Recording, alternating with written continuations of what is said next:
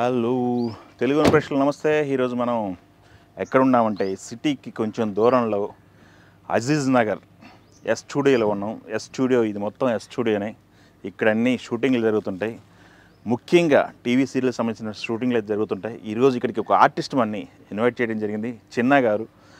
ఆయన్ని ఎప్పటి నుంచో ఇంటర్వ్యూ అడుగుతుంటే ఈరోజు ఇక్కడ షూటింగ్కి వచ్చేయండి, సరదాగా మనం మాట్లాడుకుందాం, మనతో పాటు మన ఆడియన్స్కి కూడా షూటింగ్ అట్మాస్ఫియర్ చూపిద్దామని చెప్పేసి ఇన్వైట్ చేయడం జరిగింది. ఇప్పుడు మనం చిన్న గారు ఇక్కడ ఉన్నటువంటి సీరియల్ షూటింగ్లో ఎలా ఉంటారు, ఆయన షూటింగ్ వాతావరణం ఎలా ఉంటుంది అనేది ప్రేక్షకులకు పరిచయం చేసే ప్రయత్నం చేద్దాం. Let's go, come on. Short ready అంట, సార్ వెళ్తున్నారు. ఈ అసిస్టెంట్ డైరెక్టర్ వచ్చి పిలిచారనమాట, షార్ట్లోకి వెళ్తున్నారు. సార్ షార్ట్ వెళ్ళి సార్తో పాటు కెమెరా ఫాలో అవుతుంది. షూటింగ్ ఎలా జరుగుతుంది ఏంటనేది చూడండి. ఈరోజు డే విత్ సెలబ్రిటీ ప్రోగ్రాంలో చిన్నగారితో మనం ట్రావెల్ అవుతున్నాం. సో ట్రావెలింగ్లో చూద్దాం.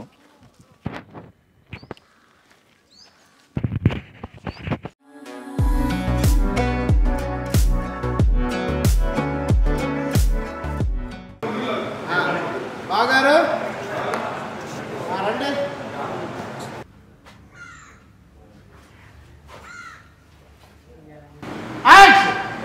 పోలీసు ఎప్పుడు ముక్త ఉంచుకోలేదా? మనం వీధిలో అవాలైన కోరిక కలగానే మిగిలిపోవాలి. ఈ కళ నేను నిజం చేస్తాను నాన్న. డోర్లో ఈ 35 ఇయర్స్లో కెరియర్లో మీరు సాటిస్ఫై అయ్యి కెరియర్ లీడ్ చేస్తుంది అనేది? రాత్రి మనీ ఇవన్నీ హీరోగా చేస్తున్న టైంలో 1.5 year బ్లాక్ చేశారు. సరే నేను కూడా ఏంటంటే ఆ క్యారెక్టరు ఆ సినిమా చేస్తే ఇంకొక 100 క్యారెక్టర్లు వస్తాయి, 1.5 year పోతే పోయింది అన్నట్టుగా నేను కమిట్ అయ్యాను. అన్ఫార్చునేట్లీ సినిమా అంతా అయ్యాక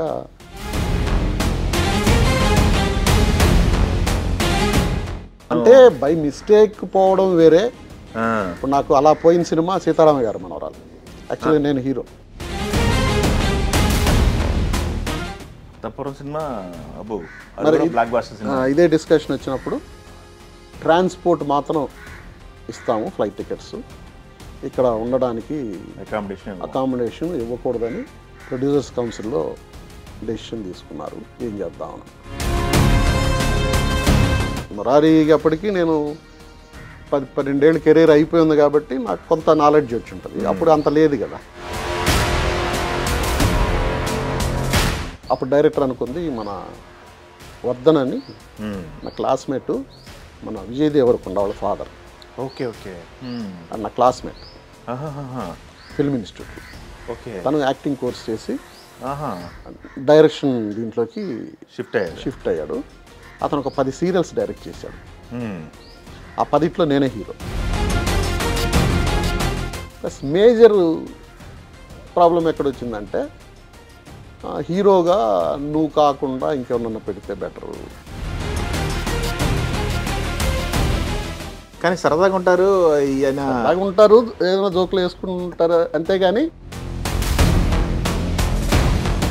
ఒకసారి చెక్ పోస్ట్ దగ్గర పెట్రోల్ బంక్లో షూటింగ్ చేస్తున్నారు, రౌడీ అల్లుడు. నేను షూటింగ్కి వెళ్తా, చూస్తే చిరంజీవి గారు కూర్చోన్నారు. గబగబా కారు దిగి ఆపమని వెళ్ళి, సార్ నమస్కారం సార్ అన్న. ఆయన లేచి నిల్చొని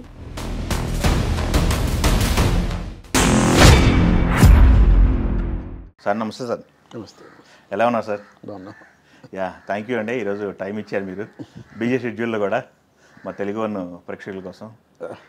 మామూలు జర్నీ కదా సార్, ఎందుకంటే ఒక 35 నుంచి 40 సంవత్సరాల వరకు మీ కెరీర్ చూసుకుంటే, కెరీర్ ఇంకా 35 to 40 years సస్టైన్ అవుతున్నారంటే సూపర్ బ్లాక్ బాస్టర్ కెరీర్ అని చెప్పుకోవాలి సార్ మీది. డెఫినెట్గా నేను కూడా దానికోసం పాకులాడుతూనే ఉంటాను. నా శ్రమంతా పెడతాను, కష్టపెట్టి పనిచేస్తాను. ఓకే. నేను ఏంటంటే up to my life and work చేస్తూ ఉండాలి అనేది ఒక కోరిక. ఓకే. అంటే ఈ అట్మాస్ఫియర్ లేకపోతే తట్టుకోలేము అన్నమాట. అవును. నాగేశ్వరరావు గారు మాట్లాడుతూ చాలా సందర్భాల్లో ఆయనతో మాట్లాడుతున్నప్పుడు ఆయన చెప్తున్న మాటలు కూడా ఇవే. మాకు ఆ సౌండ్లు కనుక అవి రాకపోతే ఏదో కోల్పోయినట్టు ఉంటుందని చెప్పేసి ఆయన కూడా లాస్ట్ మినిట్ వరకు కూడా నటించాలని చెప్పేసి ఆయన కోరిక. అలానే చేశారు ఆయన కూడా. ఆర్టిస్టు అనే జిజ్ఞాస పుట్టిన ప్రతి ఒక్కళ్ళకి కూడా లాస్ట్ మినిట్ వరకు కూడా చేయాలని ఉంటుందని చెప్పేసి చాలా సందర్భాల్లో విన్నా. అది మీరు మళ్ళీ ఒకసారి ప్రూవ్ చేస్తున్నారు. ఆల్ ది బెస్ట్ అండి. మా ఈ కెరియర్ ఇంకా కొనసాగాలని కోరుకుంటున్నాం. అయితే ఈ 35 ఇయర్స్లో కెరియర్లో మీరు సాటిస్ఫై అయ్యి కెరియర్ లీడ్ చేస్తుంది అనేది కెమెరా ముందు నిలబడి సార్ 1987 ఆగస్ట్ 3 ఆత్మకథ అనే సినిమాతోటి ఓకే మన వి మధుసూదన్ రావు గారు, ఓకే ఓకే ఆయన దగ్గర నేను ఫిల్మ్ ఇన్స్టిట్యూట్ చేశాను. అది అయిన వెంటనే ఆయనే అప్పుడు సినిమా చేస్తుంటే ఒక చిన్న వేషం ఇచ్చారు. ఆ వేషంతో కెరీర్ స్టార్ట్ అయింది. ఆ తర్వాత ఈ ప్రయత్నాల్లో భాగంగా ఒక 5-6 చిన్న చిన్న క్యారెక్టర్స్ సినిమాలు, వాటిల్లో మంచి సినిమా వచ్చి అంకుశం. అంకుశం ఓకే. దాంట్లో క్యారెక్టర్ చిన్నదే అయినా కథకి ఇంపార్టెంట్ క్యారెక్టర్. అసలు జైలుకి వెళ్ళడానికి, రాజశేఖర్ పెళ్లి చేసుకోవడానికి కారణమైన ఒక విలన్ క్యారెక్టర్. నేను జీవితాన్ని రేప్ చేయబోతే కత్తిపేట తీసుకొని నన్ను చంపేస్తుంది. హట్లోకి వెళ్ళి అది ఇంపార్టెంట్, సినిమాకి కీలకమైన ఇన్సిడెంట్ అది. అంటే ఇప్పుడు చూసిన వాళ్ళు గుర్తుపడతారు, అవును మీరు అంకుశం చేశారు కదా సార్ అని చెప్పి. అప్పట్లో అంత గుర్తింపు తెచ్చే క్యారెక్టర్ కాకపోయినా ఏదో ఒకటి ముందు సర్వైవ్ అవ్వాలంటే ఇండస్ట్రీలో ఏదో ఒకటి చేస్తూ ఉండాలి కదా. అవును.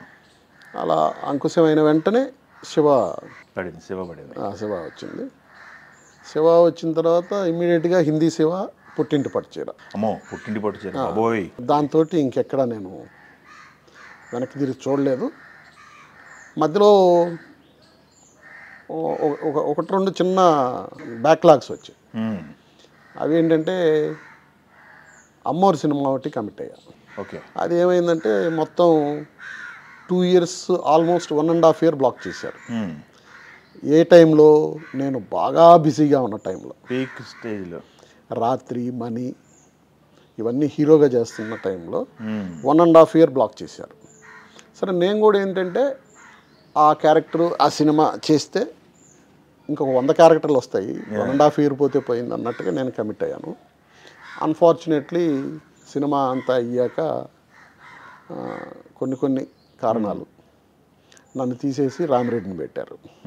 సినిమా పూర్తిగా అయిపోయాక. మీకు చెప్పారు అసలు కనీసం తీసినట్టు? చెప్పారంటే ఏదో చెప్పారు అంతే. ఫాల్ట్ అయితే నాది కాదు, వాళ్ళ టెక్నికల్ ఇష్యూస్. ఓకే. దీంట్లో నా వరకు నేను ఐ డిడ్ గుడ్ జాబ్. అయితే అతన్ని పెట్టారు. తర్వాత ఈ 1.5 ఇయర్ తర్వాత దాంట్లో చిన్న డిసప్పాయింట్ అయ్యా. బాగా 1.5 ఇయర్ మీ టైం ఇచ్చి క్యారెక్టర్ కూడా కనపడలేదంటే డిసప్పాయింట్ అయ్యి, అంటే బిగినింగ్లో వేషాలు రాక ఏం ప్రయత్నిస్తామని వెళ్ళిపోతాం చూడు. అవును. అలాంటి విరక్తి మళ్ళీ వచ్చింది. అలాంటి విరక్తి వచ్చి వెళ్ళిపోదాం ఇండస్ట్రీ వదిలి మళ్ళీ అసలు అంటే ఎందుకు అంటే నేను మోసపోయినట్టుగా ఫీల్ అయ్యి దాంతో కొంత అంటే ఏదో వస్తే చేద్దాంలే. అప్పుడు చెన్నైలోనే ఉన్నా. ఓకే. ఇంకొకటి ఏంటంటే అప్పుడే చెన్నై నుంచి అందరూ మూవ్ అవుతూ ఉన్నారు, 93, 94 ఈ టైంలో.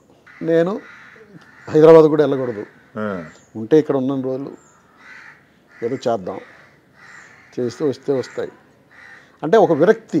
ఎట్లా బయటకు వచ్చారు దాని నుంచి? మరి కనీసం డబ్బులు ఇచ్చారా? 1.5 ఇయర్కి సంబంధించింది అంత డబ్బులు కూడా ఇవ్వాలి. కానీ సినిమా రిలీజ్ తర్వాత చాలా బాధేసి ఉంటుంది కదా, ఇలాంటి క్యారెక్టర్ నేను అంటే బై మిస్టేక్ పోవడం వేరే. ఇప్పుడు నాకు అలా పోయిన సినిమా సీతారామ గారు మనవరాలు. యాక్చువల్లీ నేను హీరో. అవునా? ఓ, కమల్ చేసినట్టున్నాడు కదా. కమల్ చేశాడు. అయితే యాక్చువల్గా నేను ఉన్నప్పుడు బాగుండేది. అది ఎవరి ఫాల్ట్ కాదు పోవడానికి. అది యాక్చువల్గా ఏమైందంటే గౌతమి ఫస్ట్ హీరోయిన్. గౌతమి నన్ను బ్లాక్ చేశారు, నా డేట్లన్నీ బ్లాక్ చేశారు. నేను వేరే సినిమాకి షూటింగ్కి వెళ్ళిపోయాను, వచ్చి ఇది కమిట్ అవ్వాలి. అప్పుడు దొరసామరాజు గారు పిలిచి, గౌతమి చేయట్లేదు ఇప్పుడు, మీనా అని కొత్త అమ్మాయి చైల్డ్ ఆర్టిస్ట్ ఉంది కదా, అమ్మాయిని పెడుతున్నాము, అమ్మాయి బాగా షార్ట్ అయిపోద్ది నీ ముందు, హైట్, పైగా క్యారెక్టర్ని కూడా కొంచెం హీరోయిజం లేకుండా ఏదో చేశాము, ఏం చేద్దాం, మీ ఇష్టం సార్ అన్న, అందుకనే వేరే వాళ్ళని పెడదాం అనుకుంటున్నామని అన్నారు. అలా ఫెయిర్గా చెప్పేశారు. ఓకే. అసలు స్టార్ట్ కూడా కాల. ఓకే అన్నాను. నేను ఆ సేమ్ డేట్స్ ఒప్పుకొని నేను వెళ్ళిపోయాను, వేరే షూటింగ్కి వెళ్ళిపోయాను. ఆ షూటింగ్ చేసేటప్పుడు ఇక్కడ మళ్ళీ ఏదో ప్రాబ్లం వచ్చింది, వేరే పెట్టిన వాళ్ళతో ప్రాబ్లం వచ్చి ప్రాబ్లం వచ్చి సడన్గా ఒకరోజు నైట్ నాకు వైజాగ్లో షూటింగ్లో ఉంటే ఫోన్ చేశారు, రేపు ఉదయాన్నే కమిట్ అవ్వాలి, క్రాంతి గారు అర్జెంటుగా పిలిపించమంటున్నారు. అంటేను అప్పటికి నేను 25 days 30 days ఆ సినిమా చేశా. రేపు ఒక్కరోజు చేస్తే అయిపోద్ది. 3 హీరోలు, నేను, వినోద్ కుమార్, సుధాకర్, 3 కాంబినేషన్, కంపల్సరీ ఫ్రేమ్లో 3 ఉండాలి. ఇప్పుడు అలా అని నేను వచ్చేలేను కదా, అంతే. ఇప్పుడు 3 ఉన్నప్పుడు ఈరోజు సడన్గా కొన్ని సీన్లో ఇద్దరే ఉన్నారు ఏంటనేని, 3 హీరోలు, మెయిన్ హీరోస్. అదే కదా. సరే రేపు ఒక్కరోజు చేస్తే అయిపోద్దండి, రేపు బయలుదేరి ఎల్లుండి మార్నింగ్ వస్తా అని అంటే, ఒకసారి కనుక్కొని చెప్తాను. కాదు రేపే కమిట్ అవ్వాలంటాను. ఇప్పుడు వీళ్ళ కమిట్మెంట్ నేను కాదనలేనుగా. ఎందుకు వచ్చింది మళ్ళీ అది? వాళ్ళ దగ్గర చెడ్డ పేరు వస్తుంది, వీళ్ళ దగ్గర చెడ్డ పేరేం రాదు నాకు. అంతే, సినిమా చేయలేకపోతాను అంతే, బాధ ఉంటుంది అంతే. లేదు సార్ అలా అయితే రాలేను. ఓకే, అలా వదిలేసిన సినిమా అది. అది సీతారామయ్య మన వాళ్ళు అలా వదిలేసింది. కానీ ఇది మట్టి అది కూడా బాధే నాకు. అంత పెద్ద హిట్ అవ్వడం నేను చేయలేకపోయానే. పైగా దాంట్లో నాకు ఇంకోటి ఏంటంటే, తర్వాత ఇంకా బాధ వేసింది, 100 days ఆడాక అప్పుడు సీఎంగా మా మేనమా ఉన్నారు, ఎదురుమల్లి జనార్దన్ గారు. ఆయన చీఫ్ గెస్ట్ ఫంక్షన్కి. ఆయనకి నేను ఆర్టిస్ట్గా నేను ఎదిగానని చాలా ఆనందం. ఆయన చేతుల మీద షీల్డ్ తీసుకునే అవకాశం పోయింది. అరే ఓకే, అదొక ఇన్సిడెంట్. ఇది వచ్చి ఇలా జరిగే లోపల వర్క్ చేసిన తర్వాత మానసికంగా హట్ చేసినట్టు ఉంటుంది కదా, ఏంటి మన వర్క్ నచ్చలేదా ఏంటి? మానసికంగా నా వర్క్ నచ్చక కాదు, అది క్లారిటీ ఉంది. ఐ డిడ్ గుడ్ జాబ్, దాని దగ్గర ఎక్కడ తేడా లేదు. వాళ్ళు నన్ను అనలేదు నువ్వు చెడగొట్టావు అందుకని తీసేసావు అనింది కాదు. వాళ్ళకి టెక్నికల్గా ఏదో షార్ట్ మేకింగ్ అని. అప్పుడు కోడి రామకృష్ణ గారు కూడా కాదు డైరెక్టర్, వేరే డైరెక్టర్ ఉన్నాడు. ఆయన టేకింగ్ అవన్నీ నచ్చక అప్పుడు కోడి రామకృష్ణ గారిని తీసుకొచ్చారు. అది మెయిన్ విలన్ క్యారెక్టర్ అది అమ్మర్లో. కోడి రామకృష్ణ నన్ను తీసేయడానికి కారణం కూడా ఏంటంటే, కోడి రామకృష్ణ గారి దగ్గర అప్పటికి 3-4 సినిమాలు నేను కామెడీ హీరోగా చేసేసి ఉన్నా. మధురానగర్లో, అల్లరిపిల్ల, ఇవన్నీ. ఆయనకి నా మీద ఎంతసేపు ఆ కామెడీ ఇమేజ్ అండి. చిన్న విలన్ ఏంటి అంటాడు ఆయన. అక్కడ వచ్చింది మెయిన్ ప్రాబ్లం. ప్రజెంట్ మీరు ఏ ప్రాజెక్టులు నడుస్తున్నాయి? సీరియల్స్ చేస్తున్నారు, సీరియల్స్లో కూడా మంచి పేరు సంపాదించుకున్నారు, ప్రతి ఇంట్లో మనిషిలా అయిపోయారు. ఏ సీరియల్స్ నడుస్తున్నాయి మనకి ప్రజెంట్? వర్క్ అయి నడుస్తుంది ప్రజెంట్ ఇప్పుడు చేసేది వచ్చి, ఇప్పుడు మనం వచ్చిన స్టూడియోలో గీతా ఎల్ఎల్బి మా టీవీలో 10 o'clock వస్తుంది. ఓకే. ఇది కాకుండా నిండు నూరేళ్ల సావాసం అని జీలో 7 o'clock వస్తుంది. ఓకే. సేమ్ జీలోనే అమ్మాయి గారని 9:30కి వస్తుంది. ఓకే. ఆ 3 సీరియల్స్ జరుగుతున్నాయి, 3 రన్నింగ్. ఫిలిమ్స్ ఒకటి ఫినిష్ అయింది, ఇంకొకటి ఎట్ టు ఫినిష్. ఒక దాంట్లో శ్రీ విష్ణు హీరో, మన గున్నం గంగరాజు గారి ప్రొడ్యూసర్. అవును. ఇంకొకటి వేరే బయట వాళ్ళు. ఓకే. ఆ 2 ఫిలిమ్స్ ఆల్మోస్ట్ అయిపోయినాయి, డబ్బింగ్ కూడా అయిపోయింది. ఓకే. ఏదైనా ఫిలిమ్స్ వస్తే చేయడం, లేదంటే వీటితోటి ఇది కూడా బిజీగానే ఉంది వర్క్. అంటే 3 సీరియల్స్ అంటే ఆల్మోస్ట్ బిజీ అన్నట్టు కదా సార్. ఒక 1 monthలో 20 days 25 days 15 days అంటే 17 days. ఒకప్పుడైతే 22 days కూడా చేశాను, మొన్న డిసెంబర్లోనే. ఇప్పుడు వెరీ గుడ్. ఓకే. 22 days కూడా చేశాను. ఓకే. ఇప్పుడు కొంచెం అంటే వర్క్ని బట్టి ఉంటుంది. అవును, 10 days అయితే కంపల్సరీ ఉంటుంది. Okay, super sir. ఒక మనిషి నటుడు అంటే వెళ్ళనేంటి, అన్నీ పండించగలరు కదా. సరే, దాని తర్వాత ఒక 1 year 2 years డిప్రెషన్లో ఉన్నాను. ఓకే. మెల్లగా అప్పుడే ఆవేశం, కిష్కిందకాండ, ఓకే, ఆంటీ, ఈ సినిమాలు వచ్చాయి. అవి కూడా మంచి పెద్ద హిట్ కదా sir. Aunty cinema at the same time అప్పుడే ఫస్ట్ టైము ఈటీవీ వాళ్ళది సీరియల్ కమిట్ అయ్యా, ఫస్ట్ టైం అసలు. ఆ టైంలో పీక్లో మన మంచి సినిమాలు పడ్డాయి కదా, ఆ టైంలో సీరియల్ కమిట్ అవ్వాలని నేను ఎందుకు కమిట్ అయ్యానంటే, అది అప్పుడు అట్లూరు రామారావు చూసేవాడు పెద్ద ఆయన. వాళ్ళు ఇంతవరకు ఛానల్ ఓపెన్ కాలేదు, ఛానల్ పెట్టడానికి they are preparing, content ready చేసుకుంటున్నారు, అంతా రెడీ చేస్తున్నారు. ఆ టైంలో నా దగ్గరకు వచ్చారు, నా దగ్గరికి శివాజీరాజు, మీ ఇద్దరం అప్పుడు యంగ్ హీరోస్లో కొంచెం ఇద్దరం బాగా దీంట్లో ఉన్నాం. వచ్చి ఈ మాదిరి ఛానల్ పెడుతున్నాము. వాళ్ళు ఏంటంటే అందరూ సినిమా డైరెక్టర్లు, సినిమా దాంట్లో ఎవరెవరు పిఎల్ నారాయణ గారు అందరు సినిమాల్లో ఉన్నాం. వాళ్ళు కొంచెం రిచ్ దీనికోసం వెళ్ళారు. అంటే కొత్త వాళ్ళనో సినిమా వాళ్ళనో ఏదో దూరదర్శన్ వాళ్ళనో తీసుకొచ్చి కాకుండా టోటల్ సినిమా మొత్తం సెటప్ మొత్తం కృష్ణవేణి గారు అవును ఇట్లాంటి వాళ్ళందరూ. దీంట్లో నేను చేయడానికి కారణం ఏంటంటే అప్పటికి ఉషాకిరణ్లో ఒక సినిమా కూడా చేయలే నేను. ఓకే ఓకే అట్లీస్ట్ ఆ బ్యానర్లో మనం వర్క్ చేయాలి, ఏదో ఒకటి చేయాలి అని ఒక చిన్న ఆశతోటి కమిట్ అయిపోయారు. కమిట్ అయ్యా. ఓకే. అది కమిట్ అయ్యి అప్పుడు మెగా సీరియల్ అంటే 13 ఎపిసోడ్స్. అది కమిట్ అయ్యి చేసాము. మన డైరెక్టర్ వచ్చి మన హరిబాబు, మన తేజ సినిమా చేశారు కదా. అవునవును. ఆ హరిబాబు అప్పుడు అందరూ సినిమా డైరెక్టర్లే ఉండేవాళ్ళు. కేవాసు గారు. అలా ఫస్ట్ ఈటీవీలో డైలీ సీరియల్ కూడా నేనే హీరోగా చేశాను. సంఘర్షణ అని కేవాసు గారు డైరెక్షన్. సంఘర్షణ బాగుంటుంది సార్ అది. అలా అప్పుడు టీవీలోకి ఎంటర్ అయ్యాను. ఓకే. మెల్లమెల్లగా మళ్ళీ స్టార్ట్ అయింది. ఇప్పుడు ఆ డిసప్పాయింట్మెంట్ వల్ల ఇక్కడికి హైదరాబాద్కి షిఫ్ట్ అవ్వకపోవడం అనేది జరిగింది. ఆ జరగకపోవడం వల్ల కెరీర్ కొంత మళ్ళీ ఫ్లక్చువేట్ అయింది. ఎందుకంటే అప్పటికే ఇక్కడికి అందరూ షిఫ్ట్ అయిపోయారు, కొంచెం కుదురుకుంటున్నారు. నేను కొత్తగా వచ్చి మళ్ళీ కుదురుకోవాలి. ఆ డిస్టర్బెన్స్ అనేది కొంతకాలం తీసుకుంది. ఓకే. మళ్ళీ అక్కడి నుంచి ఇక్కడికి రాకుండా వద్దు నేను వెళ్ళను అని పట్టుబట్టుకు కూర్చున్నా మూర్ఖంగా. దానివల్ల హీరోగా కూడా ఒక సినిమా వదిలేసా. ఇక్కడికి వస్తేనే ఇస్తామంటే నేను రానన్నా. ఓ కండిషన్ పెట్టారు, ఇక్కడికి వస్తేనే ఇస్తామని. అప్పుడు ప్రొడ్యూసర్స్ కౌన్సిల్లో కూడా పెట్టారు. ట్రాన్స్పోర్టేషను, ఇక్కడ హోటల్స్. ఓకే. వదిలేసింది కూడా ఎవరిదో కాదు, శివనాశ్వరరావు సినిమా 1/2. 1/2నా? Okay okay. యాక్చువల్గా నేను చక్రవర్తి హీరోలు. ఫస్ట్ శ్రీకాంత్ లేడు. Okay okay. తమ్మారెడ్డి భరద్వాజ్ గారు ప్రొడ్యూసర్. భరద్వాజ్ గారు పెట్టారు కండిషన్ అది. భరద్వాజ్ గారు పెట్టారు. బికాజ్ ఆఫ్ నా ఫ్రస్ట్రేషన్లో నేను చెప్పింది అది. ఆ సినిమా వదిలేసా. ఆ తర్వాత సేమ్ భరద్వాజ్ గారిదే అంతఃపురం, అది 99. మళ్ళీ ఇదే డిస్కషన్ వచ్చింది. అంతఃపురం సినిమా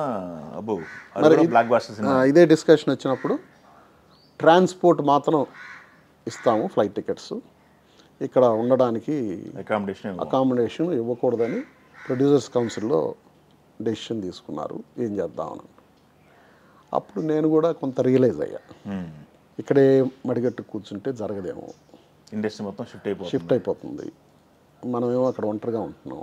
అవసరమైతే అప్పటికి తీసుకొస్తున్నారు, మనకు ఫేమ్ ఉంది కాబట్టి తీసుకొస్తున్నారు, కానీ ఇబ్బంది పడుతూ తీసుకొస్తున్నారు. కొన్ని వద్దులే అక్కడ ఉంటారు కదా అని ఈటీవీ వాళ్ళు కూడా నన్ను ఫ్లైట్లో అక్కడి నుంచి తీసుకొచ్చేవాళ్ళు, సీరియల్స్ చేసినప్పుడు కూడా. ఓకే. దీంట్లో సరే అప్పుడు ఏమైందంటే భార్గవాట్స్ గోపాలరెడ్డి గారు నాకు మామయ్య అవుతారు, చిన్న మామయ్య. ఓకే. వాళ్ళ తోడల్లుడి గారు అమ్మాయి నా వైఫ్. ఓకే. వైఫ్ చేసుకున్నాం. అప్పుడు గోపాలరెడ్డి గారు సినిమా అనౌన్స్ చేశారు. అవి అప్పుడు ఇక్కడే తీయాలని కొంత రూల్స్ వచ్చాయి కదా, మా బాలాజీ. అప్పుడు ఆయన ఇక్కడ ఆఫీస్ అయిన తీసి ఇక్కడ ఎస్టాబ్లిష్మెంట్ చేసి ఇక్కడే సినిమా చేయాలని. బాలాజీ అంటే నవీన్. దాంట్లో కూడా పెద్ద క్యారెక్టర్, అదే త్రూఅవుట్ ఉంటుంది, ఆర్టిస్టులు మొత్తం త్రూఅవుట్ ఉంటారు. అయితే అప్పుడు అంతఃపురం చేయడానికి ఒప్పుకొని నాకు ఫ్లైట్ టికెట్స్ మాత్రం ఇచ్చారు. భార్గవాట్స్ ఆఫీస్లో స్టే చేసి అక్కడి నుంచి ఆ సినిమా కంప్లీట్ చేశారు, వర్క్ చేస్తూ.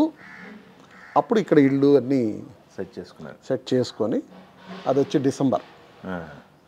ఏప్రిల్ కల్లా మళ్ళీ పిల్లలు స్కూలు, అప్పుడే పెద్ద పాప అక్కడ యూకేజీ చదువుతుంది. ఓకే. ఇక్కడికి తీసుకెళ్ళి ఇక్కడికి వస్తానే స్కూల్స్ కావాలి కదా, ఇక ఏప్రిల్ దాకా వెయిట్ చేసి అక్కడి నుంచి ట్రాన్స్ఫర్ చేసి చిన్న పాప అప్పుడు స్కూల్కి వెళ్ళాలి ఇంకా. ఓకే. ఇక్కడ భారతీయ విద్యాభవన్లో అది మా జనార్దన్ రెడ్డి గారి రికమెండేషన్ తోటే సీట్ అన్ని తీసుకొని పాపని ఇక్కడ జాయిన్ చేసి జూబ్లీ హిల్స్లో రెంట్కి దిగా. Okay. First time jubilee hills road number 10లో. అక్కడి నుంచి ఇక్కడికి వచ్చాక 99 ఫస్ట్ సినిమా మా బాలాజీ. మీరు చేసిన డైరెక్టర్లు కూడా ఒక్కొక్కరు ఒక్కొక్క టైప్ ఆఫ్ జోనర్ సినిమాలు చేసిన వ్యక్తి. నాకు అప్పట్లో కొత్త డైరెక్టర్లు ఎక్కువ ఛాన్సులు ఇచ్చారు. ఎందుకంటే శివ కూడా కొత్త డైరెక్టర్ తీసిన సినిమా కాబట్టి దాని స్ఫూర్తితోనే అందరూ అప్పుడు సినిమాల్లో కూడా వచ్చారు కాబట్టి నాకు ఎక్కువ కొత్త డైరెక్టర్స్ అప్పట్లో ఛాన్సెస్ ఇచ్చింది. సునీల్ వర్మని, ఈ హరిబాబు, ఎవరు వచ్చినా కానీ కొత్త కొత్త డైరెక్టర్స్ ఒక్కొక్కరితో ఒక్కొక్క టైప్ ఆఫ్ జర్నీ. ఒకరి దగ్గర ఒక పెర్ఫార్మెన్స్ చేయాల్సి ఉంటుంది. ఇప్పుడు రాము గారి దగ్గర అనుకోండి, వర్మ స్కూల్ బాగా అండర్ చేయాలి, బాగా అండర్. మన ఇద్దరం ఇలా మాట్లాడుకుంటున్నాము, జస్ట్ అలా ఉంటుంది. అలాగే at the same time Siva Nageswara Rao కూడా ఆ స్కూల్లో నుంచి వచ్చాడు కాబట్టి మనీ ఇవి చేసినా కానీ ఆ టైప్లోనే ఉంటుంది. బట్ కృష్ణవంశీ గారు అదే స్కూల్ కానీ ఆయన మళ్ళీ డ్రామా ఉన్న పెర్ఫార్మెన్స్ మళ్ళీ మామూలు న్యాచురల్గానే ఉంటాయి. కృష్ణవంశీ గారి మురారి ఒకటి అంతపురం చేశారు కదా. కృష్ణవంశీకి మురారి ఒకటి అంతపురం ఒకటి. కృష్ణవంశీకి రాము గారికి తేడా ఏంటంటే అవుట్ అండ్ అవుట్ కృష్ణవంశీవి ఫ్యామిలీ ఓరియంటెడ్ ఫిలిమ్స్లా ఉంటాయి. ఓకే, ఎక్కువ మంది జనం, ఫ్యామిలీస్, అన్నలు, తమ్ముళ్ళు, అక్కలు, వదినలేరు. దీంట్లో పెర్ఫార్మెన్స్ సైడ్కి వచ్చే లోపల మళ్ళీ న్యాచురల్గా ఉంటుంది. ఇప్పుడు నేను మొరారిలో ఒక సీన్ చేస్తే తనకు దగ్గర కూడా సీన్ పేపర్ ఉండదు, రాము గారిలాగే. నన్ను పిలిచి, అరే ఇలా మహేష్ బాబు వస్తాడు, ఇది ఇలా అడుగుతాడు, నువ్వు ఇలా చెప్పాలి, ఇది మ్యాటరు, నువ్వేం చెప్తావో చెప్పాను. డైలాగ్ వర్షన్ కూడా ఉండదు, అప్పటికప్పుడు మీరే చెప్పేశారు స్పాట్లో. వచ్చేసి మహేష్ బాబు ఏం చేస్తున్నావు అంటే, ఏదో మొక్కలకి మందు కొడుతున్నాను. ఏంటండి ఇలా వచ్చారు? ఏం లేదు, మన వసు ఉంది కదా. అవును, వసు చంటిమామ కూతురు. వసు గురించి చెప్పానంటే ఏముంది, మామూలే, మంచి అమ్మాయి. అసలు వాళ్ళ ఇంటికి మన ఇంటికి గొడవ ఏంటి? ఏముంది, ఆ పెళ్ళిలో ఏదో చిన్న చిన్న గొడవ అయింది, వాళ్ళు అరుచుకున్నారు, వీళ్ళు అరుచుకున్నారు. అప్పటి నుంచి వదిన ఇంటికి పోవడం మానేసింది, వాళ్ళకి మన ఇంటికి సంబంధాలు దిగిపోయాయి.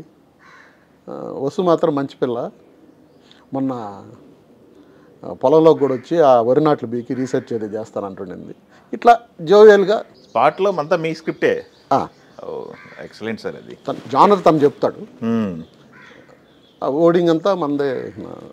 ఈ ఎక్స్పెరిమెంట్ రాము గారి దగ్గర కూడా అలాగే ఉంటుంది. అంతేనా? ఓకే. ఉత్తేజ్ ఉండేవాడు పక్కన. అంటే నేను కొత్త కదా మరి. అవునవును. అంటే మురారి అప్పటికి నేను 12 ఏళ్ళు కెరీర్ అయిపోయింది కాబట్టి నాకు కొంత నాలెడ్జ్ వచ్చి ఉంటుంది. అప్పుడు అంత లేదు కదా. అవును. అప్పుడు వాళ్ళు ఇచ్చిన కొంచెం ఇస్తే హింట్, దాన్ని బట్టి. Super sir, excellent. మామూలు గుర్తుండిపోయే క్యారెక్టర్లు అన్నీ కూడా మామూలు విషయాలు కాదు ఇవన్నీ కూడా. ఈ జర్నీలో శివ అనేది ట్రెండ్ సెక్టర్ సినిమా అని ఇప్పటికీ చెప్తుంటారు సార్. శివ అప్పుడు ఆర్జీవితో జర్నీ ఎలా ఉండేది, తర్వాత ఎలా ఉండేవాడు ఆర్జీవి, మీ జీవితాన్ని మార్చిన డైరెక్టర్ల గురించి చెప్పమంటే ఏం చెప్తారు సార్? నాతో అందరు డైరెక్టర్లు బాగుంటారు. నేను ఇప్పటికీ కూడా నేను డైరెక్టర్ని. మీ డైరెక్టర్? అవును. అయినా కానీ ఎక్కడ ఇంటర్ఫియర్ అవ్వడం కానీ, ఇప్పుడు సీరియల్ చేస్తున్నా కానీ వాళ్ళు చాలా మర్యాదగా ఉంటారు. నేను సీనియరు, ఆయన కూడా డైరెక్టర్ అని. కానీ నేను లుక్ ఎక్కడ చూడాలని కూడా డైరెక్టర్ని అడుగుతా. నాకు తెలిసినా కానీ రైటా లెఫ్ట్ అనేది నాకు తెలుసు, బట్ ఎక్కడ చూడమంటారు సార్ అని అడుగుతా. క్యామ్ లెఫ్ట్ రైట్ అని. నా జాబ్ కాదు, వాళ్ళ జాబ్ వాళ్ళు చేస్తున్నారు. సార్ ఇది ఇలా చేయమంటారా? అలా కాదు సార్, ఇలా చేయండి. ఓకే, అలా చేస్తా. ఓకే.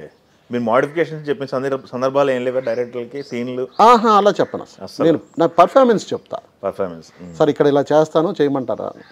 అది కూడా అడుగుతారు. నేను చేస్తాను ఇలా అని నేను చెప్పను. ఇలా చేయమంటారా? అలా వద్దు సార్, ఇంకొంచెం ఇది తగ్గించేయండి.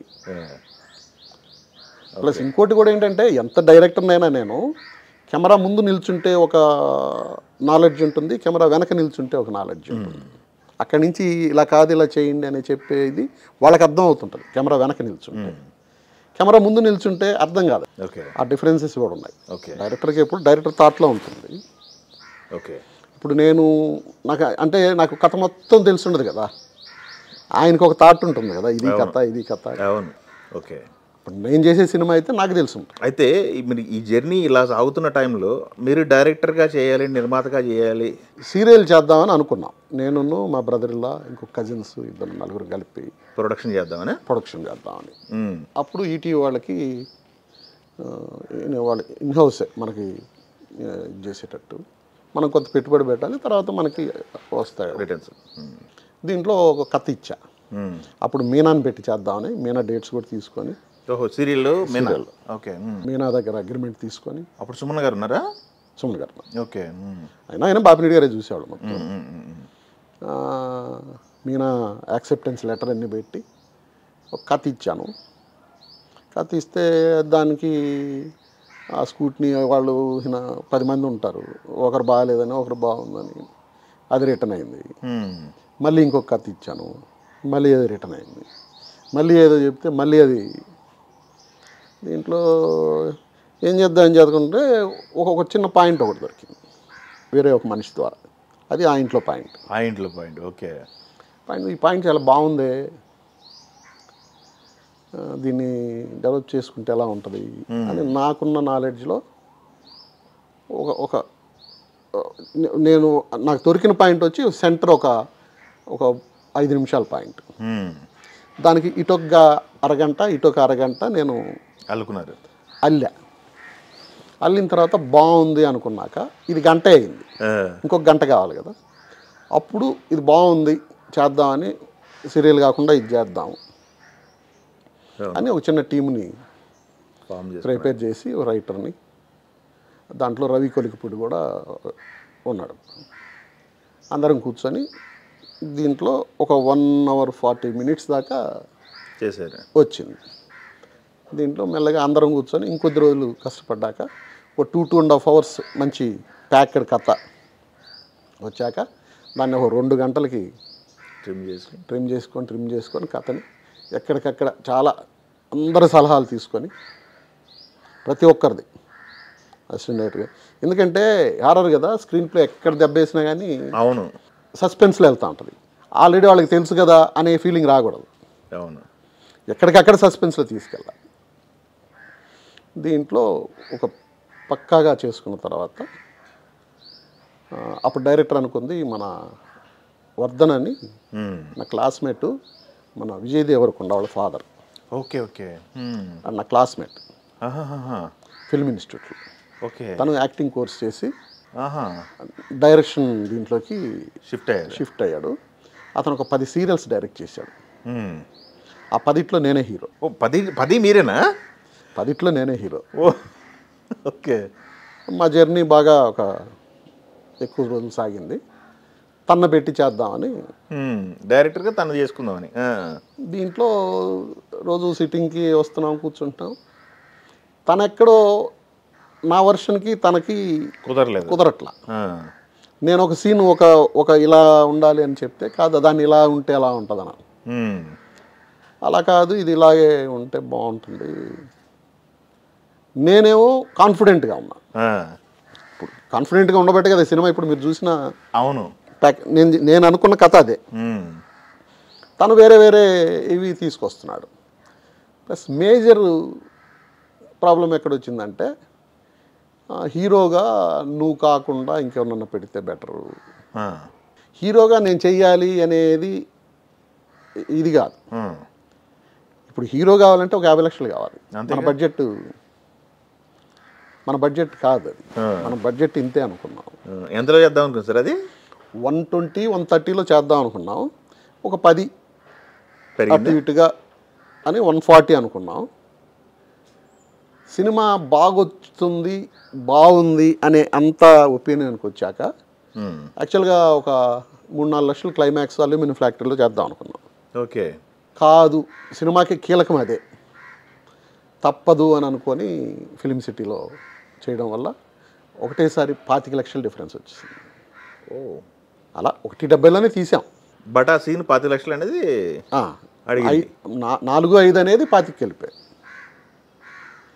అక్కడ 20 లక్షల డిఫరెన్స్ వచ్చింది. సరే, whatever it is, we're satisfied. కొంత దానివల్ల చిన్న నష్టం కూడా జరిగింది, అయినా కానీ నాకు సెల్ఫ్ సాటిస్ఫాక్షన్. మనీ రూపంగా కొంత మోసం కూడా జరిగింది రిటర్న్స్. అయితే మొత్తానికి అది ఫుల్ సాటిస్ఫై, కాకపోతే ఎంతో కొంత డబ్బు తీసుకెళ్ళింది సినిమా. అవును, రిటర్న్స్ అనేది చీట్ చేశారంటారు. ఆయన డైరెక్ట్ చేయకుండా మీరు చేయడానికి కారణం అయితే అది హీరో అని అంటేను, మాకు హీరోని పెట్టకూడదని కాదు, మా బడ్జెట్ సహకరించక చేశాను. అదే దీంట్లో ఒక మాట ఎక్కడో కొంచెం తను హర్ట్ అయ్యి మాట్లాడాడు. అది కాదు, ఇలా ఉండాలి అనే ఇద్దరికి వాదన జరుగుతున్నప్పుడు, నీకు అంత తెలిసినప్పుడు నువ్వే చేసుకోవచ్చు కదా అని అన్నాడు. Okay okay. సరే నేనే చేసి చూపిస్తా అని చెప్పి సరే నేను చేస్తాను అని ఆ టైంలో తీసుకున్న డెసిషన్ అది. అదే మీ డైరెక్షన్కి నాకు తెలిసి ఎన్ని మార్కులు పడ్డాయి సార్ ఇండస్ట్రీ నుంచి? నాకు నేనైతే 80 మార్కులు వేసుకున్నా. ఇండస్ట్రీ నుంచి కూడా ఇండస్ట్రీ నుంచి బయట ఆదరణ కూడా చాలా వచ్చింది ఆ సినిమాకి. అవును, బాగుంది. ఈ జనరేషన్ వాళ్ళు నన్ను గుర్తుపడడానికి ఆ సినిమా కారణం. ఈ జనరేషన్ కనెక్ట్ అయ్యారు బాగా. కాకపోతే ఒక రాంగ్ టైం రిలీజు, అప్పటికి అంత హారర్ జానర్ లేదు. పైగా బాగా మైనస్ ఏంటంటే రిలీజ్ అయిన 1 వీక్ మగధీర రిలీజ్ అయిపోయి ఆ సినిమా అన్ని థియేటర్లు 2 రోజులు ఈ సినిమాని తీసేసి మళ్ళీ ఫస్ట్ 2 days మొత్తం ఆల్ థియేటర్స్ వేసి పడేసారా? అన్ని థియేటర్లు వేసేసారు. మాది శుక్రవారం రిలీజ్ అయింది. నెక్స్ట్ శుక్రవారానికి బాగానే వెళ్తుంది, ఇది పికప్ అవుతుంది అనుకుంటుండగా శుక్రవారం తీసేశారు. శుక్రవారం, శనివారం, ఆదివారం తీసేసి మళ్ళీ సోమవారం వేసారు. సోమవారం ఇస్తాను. అక్కడ హిం చచ్చిపోతుంది సినిమా. కన్ఫ్యూజన్ క్రియేట్ అయింది బాగా అక్కడ. ఓకే, మళ్ళీ ఇంకా ఆలోచన రాలేదా మళ్ళీ ఒకసారి ట్రై చేద్దాం, బాగానే వచ్చింది కదా? ఇంకా అక్కడికి కిల్ అయిపోతుంది. నేను అనేది మీరు డైరెక్షన్ చేసా, ఆ ఇంట్లో 2 కథ తయారు చేశా. ఓకే, తయారు చేశాను. ఇంకొక కథ కామెడీ స్టోరీ కూడా తయారు చేశాను. నాకేంటంటే పర్ఫెక్ట్ ప్రొడ్యూసర్ కాకపోతే చేయడం మధ్యలో ఆగిపోయి మనం ఇంకెవరినో డబ్బులు ఎత్తుక్కొని ఇలా కాకుండా ఒకరు వచ్చారు. ఆల్మోస్ట్ ఓపెనింగ్ దాకా కూడా వెళ్ళింది. వాళ్ళు ఏంటంటే ఇంత పెడతాము, స్టార్ట్ చేసి చేద్దాము అనే అదే వస్తుంది, ఏదో చేద్దానంటే నాకు ఇంత అవుతుంది, మీరు ఫుల్ ఫ్లెడ్జెడ్గా ఎలా చేయగలరు? ఓకే, ఆ ఇంట్లో 2K లేకపోతే కామెడీ సబ్జెక్ట్కే? కామెడీ సబ్జెక్ట్కి. ఓకే, ఎంత అవుతుంది సార్ కామెడీ సబ్జెక్ట్ మీ దగ్గర ఉన్నదానికి సుమారుగా? నాకు తెలిసి నేను లెస్ బడ్జెట్లోనే చేస్తా. అంటే అప్పుడు నేను అనుకున్నది 2లో అనుకున్నాను. ఇప్పుడు ఒకవేళ అయితే 3 మ్యాక్సిమం 3 అవ్వచ్చు. ఎందుకంటే ఆ జోనర్కి ఇప్పుడున్న సిచ్యువేషన్లో 3 కూడా కాదు.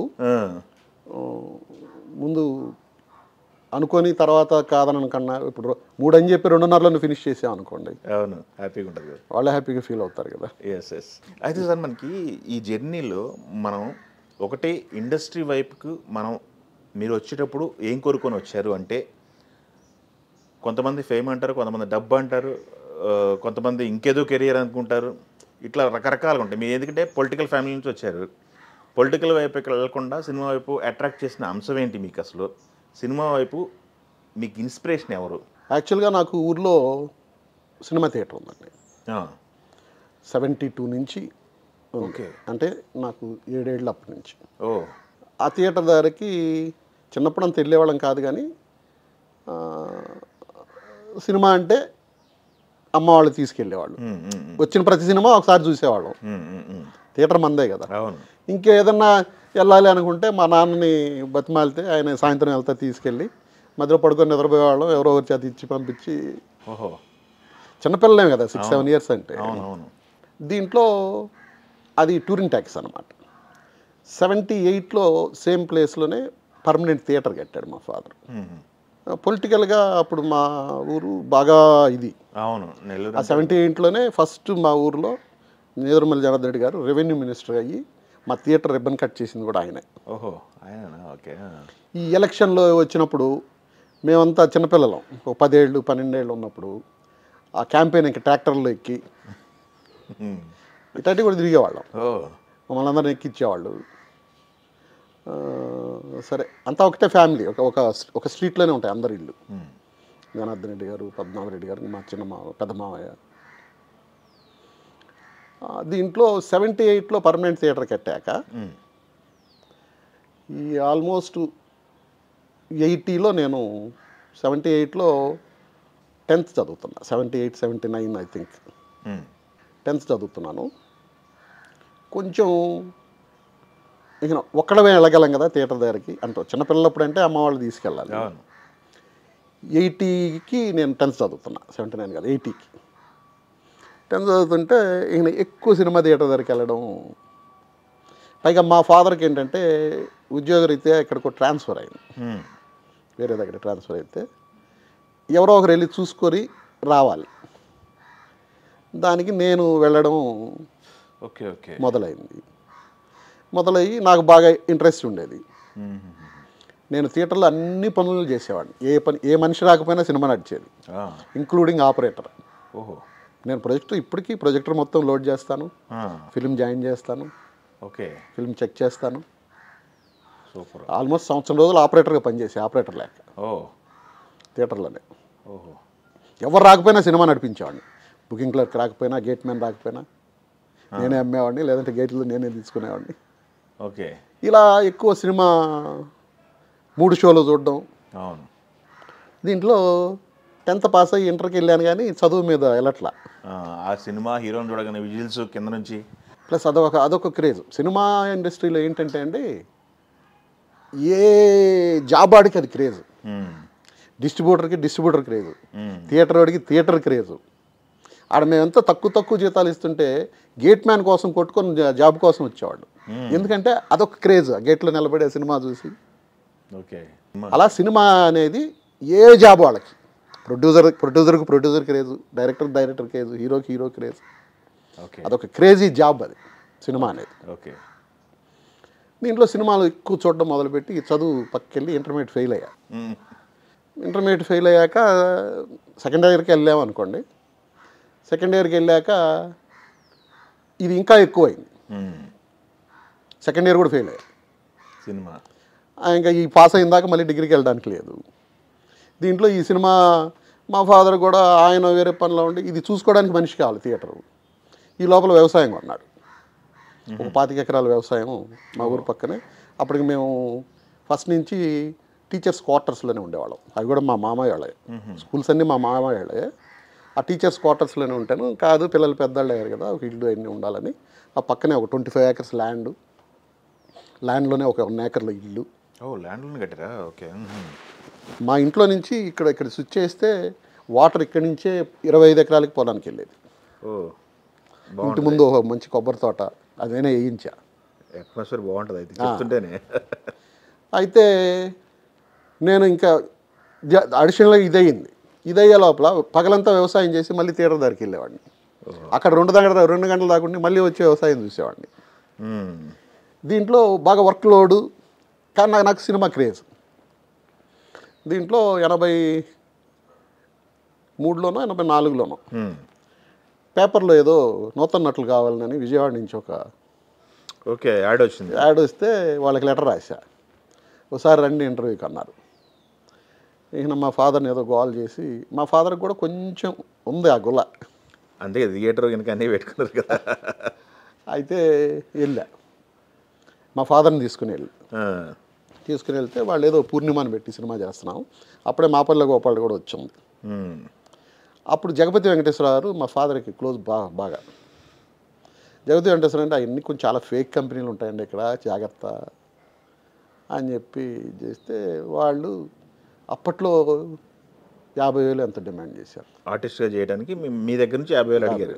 50,000 చాలా పెద్ద అమౌంట్. అప్పట్లో 50,000 అంటే ఇప్పుడు చాలా పెద్ద అమౌంట్ కదా. 84 అప్పుడు అంతా జీతాలే కదా, పెద్ద అమౌంట్. లేదు అంత కుదరదు అని చెప్పి వచ్చేసి వద్దు అని చెప్పానంటే నేను అక్కడనే ఏడ్చి గందరగోళం చేశాను. చేస్తే మళ్ళీ వెళ్ళి అంత ఇవ్వలేము, వాట్ ఆల్టర్నేట్ అని అంటే ఒక 15,000 అన్న అతని కాస్ట్యూమ్స్కి వాటికి అరేంజ్ చేస్తే ఏదైనా చేయగలము, లేకపోతే మా వాళ్ళు కాదు. ఏదో మొత్తానికి మాట్లాడుకొని ఒక 5,000 ఓన్లీ కాస్ట్యూమ్స్ వరకు. 5,000 అయినా అప్పుడు కాస్ట్యూమ్స్ ఎన్ని వస్తాయి అదే కదా. ఇప్పుడే తీసుకుంటే 10,000 కావట్లా మాకు షూటింగ్కి. అరే 5,000 పంపిస్తానని చెప్పి ఊరికి వెళ్ళి డీడీ తీసి 5,000 పంపించి పలానా రోజు బయలుదేరండి, ఇక్కడ మీకు కొంత ట్రైన్ ఇచ్చి షూటింగ్లోకి వెళ్తాను. నాకు కొంచెం హోమ్ సిక్ ఎక్కువ. అప్పటి వరకు ఇల్లు వదిలి ఉండలే నేను ఎప్పుడు. నేను ఆ 22-23 ఏళ్ళు కూడా మా అమ్మ నాన్న పక్కనే పడుకునేవాడిని. దాంతో వెళ్ళాను. వెళ్తే ఆ రోజు వాళ్ళు ఏదో ఒక పాత ఇల్లు అది, దాంట్లో ఒక రూమ్ చూపించారు, ఒక బెడ్ ఏదో కింద స్టాపా బెడ్ దిండి ఇచ్చారు.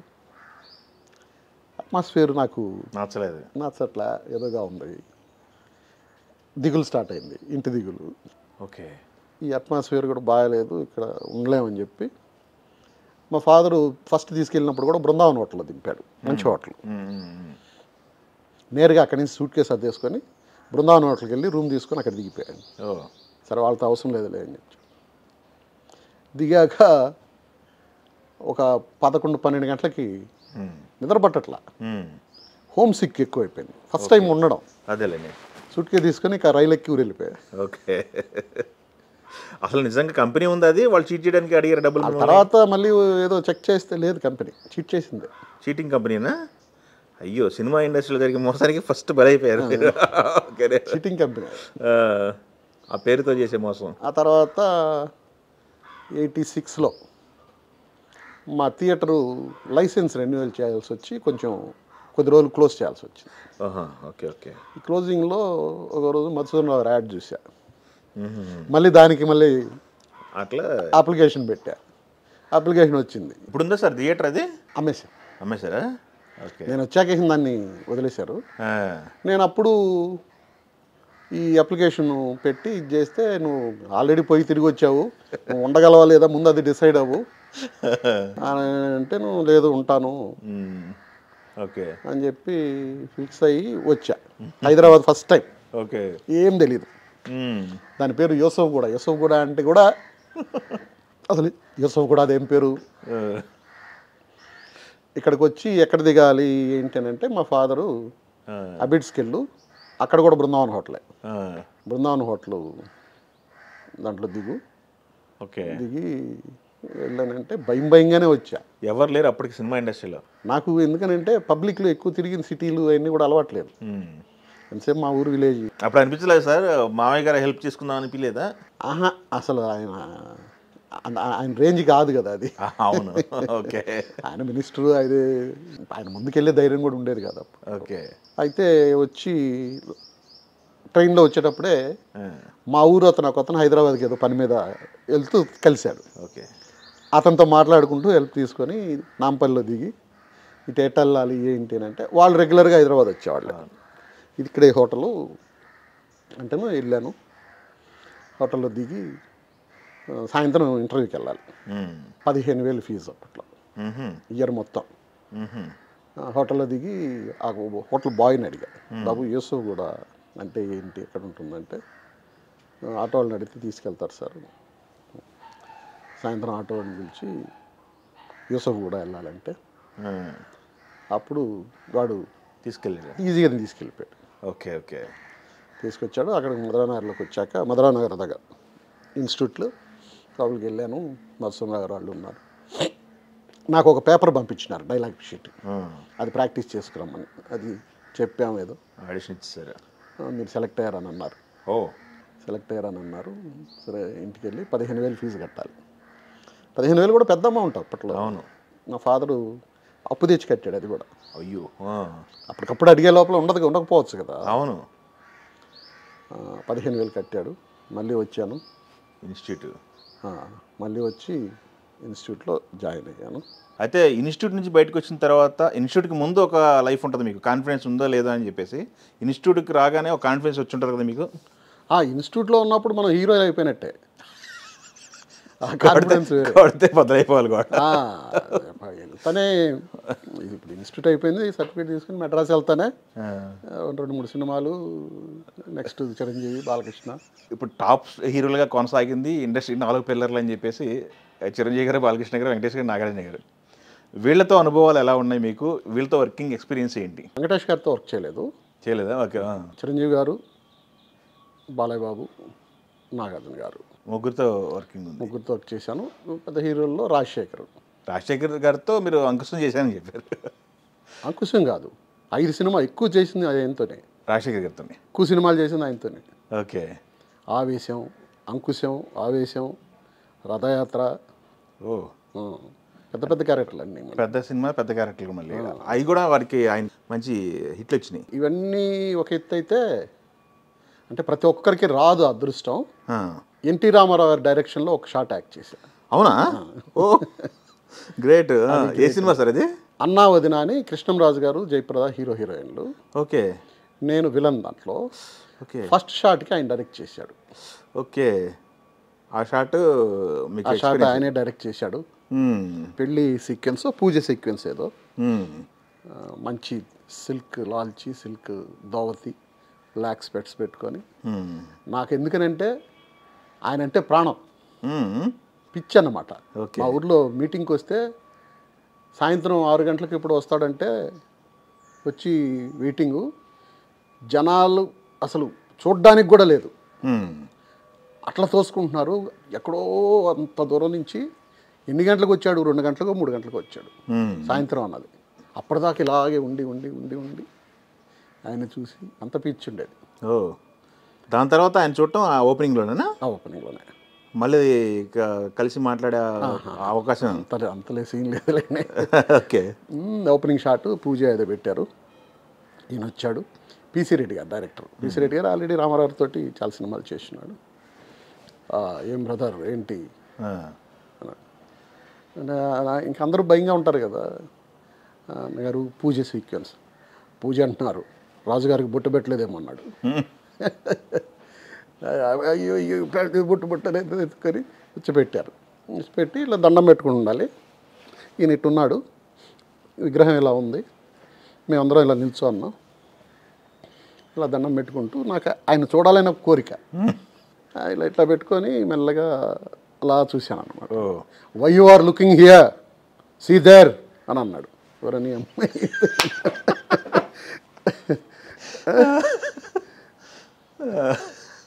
అలా ఆయనతో ఒక ఎక్స్పీరియన్స్.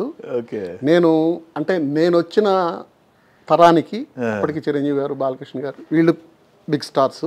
అవును. ఇది కాక నేను ఆ ముందు తరంతో కూడా యాక్ట్ చేశా. ఎవరు సార్? కృష్ణ, అంజలిదేవి గారు. ఓ ఓకే ఓకే. పద్మనాభం గారు. పద్మనాభం గారితో అంటే యువరాజ్యం అనుకుంటా దాని పేరు. పద్మనాభం గారు.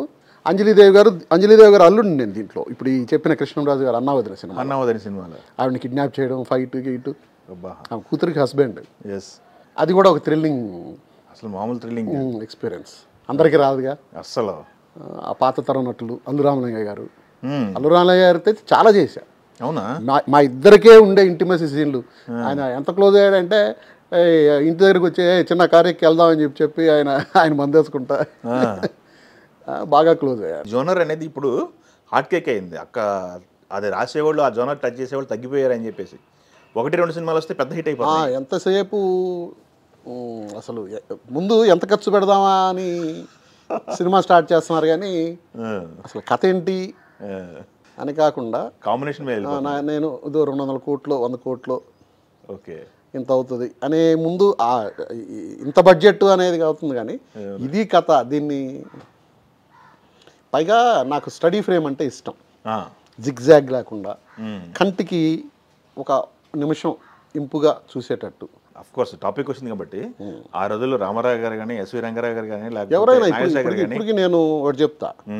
దేవదాసు సినిమాలో అంతా భ్రాంతి అయిన పాట ఉంది. కరెక్ట్గా 7 షాట్లు కూడా కౌంట్ చేశారా? 7 షాట్లే ఉంటాయి పాట. ఓకే. ఇలా ఉంటే పాడుతూనే ఉంటుంది విత్ ఎక్స్ప్రెషన్, క్వాలిటీ. అవును, 7 షాట్లు ఉంటాయి. మీరు ఇప్పటికైనా సినిమా పెట్టుకొని అంతా భ్రాంతి అయిన సాంగ్ చూడండి. ఎక్సలెంట్ అండి. అంత అబ్జర్వ్ చేస్తారు మీరు ఏదైనా. ఓకే. ఇప్పుడు అన్నిట్లు తీలేము, కొంత కావాలి. ఇప్పుడు నేను తీసింది కూడా 100 షాట్లు తీసా. అవును. కాకపోతే 200 షాట్లు 300 షాట్లు ఇక అవి పడతా ఉంటే దాంతో ఖర్చు పెరిగిపోతూ ఉంటుంది. అవును, నెంబర్ ఆఫ్ డేస్ పెరుగుతూ ఉంటుంది. ఇప్పుడు 7 షాట్లు ఒక పాట అని అంటే కరెక్ట్గా హాఫ్ డేలో అయిపోద్ది కదా. అవును. అందులో సావిత్రి గారు అంటే 1 మోర్ తీసుకునేది ఇలాంటివి కూడా ఉండవు కాబట్టి. అవును, ఎక్సలెంట్ సార్. అయితే మీకు మామూలు నాలెడ్జ్ అది 40 సంవత్సరాల అనుభవం అంటే. అయితే మీ నుంచి డైరెక్టర్గా ఇంకొక సినిమా టాలీవుడ్ ఎక్స్పెక్ట్ చేస్తున్నాను, నేను ఎక్స్పెక్ట్ చేస్తున్నాను, ఆడియన్స్ ఎక్స్పెక్ట్ చేస్తాను. అల్లు రామలింగయ్య గారు మీరు జనరేషన్ అంటే రాఘగోపాలరావు గారు, అల్లు రాఘగోపాలరావుతో చేయలేదు. ఆ పాత తరం నేను చెప్తాను. అల్లు రామలింగయ్య గారు కూడా రామారావు గారి తరంగానే వస్తారు కదా. అవును. శోభన్ బాబు గారితో యాక్ట్ చేయలేదు, కానీ నా షూటింగ్ జరుగుతుంటే పక్కన ఆయన దోషి నిర్దోషి షూటింగ్ జరుగుతుంది. సరదాగా వెళ్ళి సార్ నేను ఈ మాదిరి అని అంటాను రా అని చెప్పి ఇద్దరం కలిపి ఫోటో తీసుకున్నాం. ఆ ఫోటో నా దగ్గర ఉంది. Okay okay okay. కృష్ణంరాజు గారితో యాక్ట్ చేసాం, మర్చిపోయా. కృష్ణంరాజు గారు, కృష్ణ గారు. అవును, కృష్ణ గారు డైరెక్షన్లో యాక్ట్ చేశాను. ఏ సినిమా సార్ డైరెక్షన్ చాలా చేసినట్టు? పచ్చని కాపురం. పచ్చని సంవత్సరం తమ్మారెడ్డి గారు కదా. పచ్చని కాపురం అనుకుంటా. Okay okay. దాంట్లో యాక్ట్ చేశాను. కృష్ణ గారు నేను మొన్న కూడా వేరే వాళ్ళకి కూడా చెప్పాను. కృష్ణ గారి కుటుంబంతో నాకు బాగా అనుబంధం ఏంటంటే పద్మాలయలో 2 సినిమాలు చేశా. ఓకే, ఓన్ వాళ్ళ కుటుంబం అంతా నాకు బాగా క్లోజ్. బంగారే గారు, హనుమంతరావు, చనిపోయిన హనుమంతరావు. Okay okay. కృష్ణ గారు అంటే పెద్ద మాట్లాడు. అంటే లొకేషన్లో కూడా నిజంగా లొకేషన్లో కూడా అలా ఉంటుందండి. ఏదో సైలెంట్గా ఉంటారు కానీ సరదాగా ఉంటారు. సరదాగా ఉంటారు, ఏదైనా జోకులు వేసుకుంటారు అంతేగాని ఆయన ఎక్కువ దూసుకెళ్ళడం లాంటివి ఉండదు. చెప్పడం కూడా ఆయన డైరెక్షన్లో యాక్ట్ చేశాను. చిన్న నువ్వు ఇక్కడి నుంచి ఇటు వచ్చి ఆ డైలాగ్ చెప్పి ఇలా వెళ్తాము, ఓకేనా, రెడీ, ఓకే ఓకే, అంత కూల్గా ఉంటుంది. ఈ పద్మాలయాలో 2 సినిమాలు చేశాను. కృష్ణ గారితో యాక్ట్ చేశాను, రమేష్ బాబుతో యాక్ట్ చేశాను పెద్ద కొడుకు. ఓకే. చిన్న కొడుకు మహేష్ బాబు గారితో యాక్ట్ చేశాను. మురారి ఉంది. రమేష్ బాబు గారి అబ్బాయితో యాక్ట్ చేశాను. ఆ సినిమాలోనే చైల్డ్ ఆర్టిస్ట్గా చేశాడు. ఆ సినిమాలో చైల్డ్ ఆర్టిస్ట్ చేశాడు. ఓకే. ఇంకా మిగిలింది గౌతమ్ కృష్ణ అంతే. మహేష్ గారి కొడుకు వస్తారు, 2-3 సంవత్సరాలు వస్తాడు. చూసారుగా నా తెలిసి ఎదిగారు. అదొక చెప్పుకోవడానికి ఏం సాధించాం అనే గొప్పగా వాళ్ళందరినీ చూసుకునే కదా ఇక్కడికి వచ్చాం. అక్కడ నుంచి పికప్ అందుకుందా మరి ఏమన్నా? అక్కడి నుంచి ఇమీడియట్గా ఈటీవీది సంఘర్షణ డైలీ సీరియల్ 99. అక్కడి నుంచి ఇమీడియట్గా మురారి తర్వాత సంపంగి కూడా పెద్ద హిట్, మంచి హిట్లు కదా. ఇమీడియట్గా కబడ్డీ. అది అమ్మో, అది అందరికి సర్ప్రైజ్ క్యారెక్టర్. అది అసలు మీరు ఆ క్యారెక్టర్ చేసినట్టే సర్ప్రైజ్. అక్కడి నుంచి ఇంకా మళ్ళీ మామూలుగా సినిమాలు వెళ్తున్నాయి, సీరియల్స్ వెళ్తున్నాయి. మొత్తం ఎన్ని సినిమాలు చేసి ఉంటారు సార్ ఇప్పుడు ఈ జర్నీలో? 180 దాకా అయి ఉంటాయి. 180 వరకు. మధ్యలో ఇట్లాంటి కుదుపులు 2-3 కుదుపులు వచ్చినాయి కదా, ఆ కుదుపులు కూడా రాపోయినట్టయితే నాకు తెలిసి 300 అయ్యేవి. 300 ఇది చేసేవాళ్ళు. మీకైతే ఫుల్ సాటిస్ఫై సార్ ఈ జర్నీ? Yes 100% satisfied. మామూలు విషయం కాదు కదా, ఎందుకంటే మనం అంటే అదే తృప్తి అని చెప్పాను. ఎక్కడికక్కడే తృప్తి ఉండాలి. నేను ఊహించిన దానికంటే ఎక్కువ చేశానని ఒక ఫీలింగ్ ఉంటుంది. ఓకే. కాకపోతే బ్రేక్ రాకుండా చేసుకుంటూ పోవాలి. ఏది వస్తుంది జాగ్రత్త చేసుకుంటా. ఓకే. చెడ్డ పేరు రాకుండా. ఆర్టిస్ట్కి గుర్తింపు అనేది ముందు కోరుకునేది గుర్తింపు. ఆ గుర్తింపు అనేది ఇప్పుడు కాదు, ఎప్పుడో వచ్చింది. మీకు ఎస్టాబ్లిష్ అయిపోయారు, చిన్న అంటే గుర్తుపట్టిన వాళ్ళు ఉంటారు. బయటికి పోయినప్పుడు ఎలా ఎంజాయ్ సినిమాతోనే వచ్చింది అది. అవును, ఫస్ట్ సినిమాతోటే 2-3 రోజుల్లోనే బయట వెళ్తే వీధుల్లో జనం వెంటబడ్డం అనేది అసలు ఇప్పటికీ గుర్తుండిపోయాయి సార్ మీ డైలాగులు. బుల్లెబాయ్ తేడా వచ్చింది లగెత్తని డ్రాయింగ్ చెప్పేసి ఎండ్ కార్డు కూడా దాని మీద చేశారు కదా. అవును, డైలాగ్ మీద ఉంటుంది. అది బాగా గుర్తు ఆ సినిమాలు అనేవి ఇప్పటికి ఈ జనరేషన్కి కూడా. ఎలా ఉంటారు సార్ మీతో ఇంటిమేసీ? ఎలా ఉంటుంది వాళ్ళకి? మీరు ఓపెన్ అవుతారా? నేను ఎక్కువ దూరంగా ఉండడానికే ప్రయత్నించేవాడిని. ఎందుకనంటే నాకు వాళ్ళ పెద్దవాళ్ళు అనేది ఫీలింగు. ఏదో పూసుకొని తిరిగి మనకు ఆయన పరిచయం అని చెప్పుకోవాల్సిన అవసరం లేదు.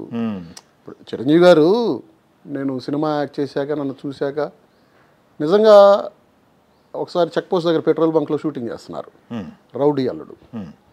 నేను షూటింగ్కి వెళ్తా, చూస్తే చిరంజీవి గారు కూర్చోన్నారు. గబగబా కారు దిగి ఆపమని వెళ్ళి, సార్ నమస్కారం సార్ అన్న.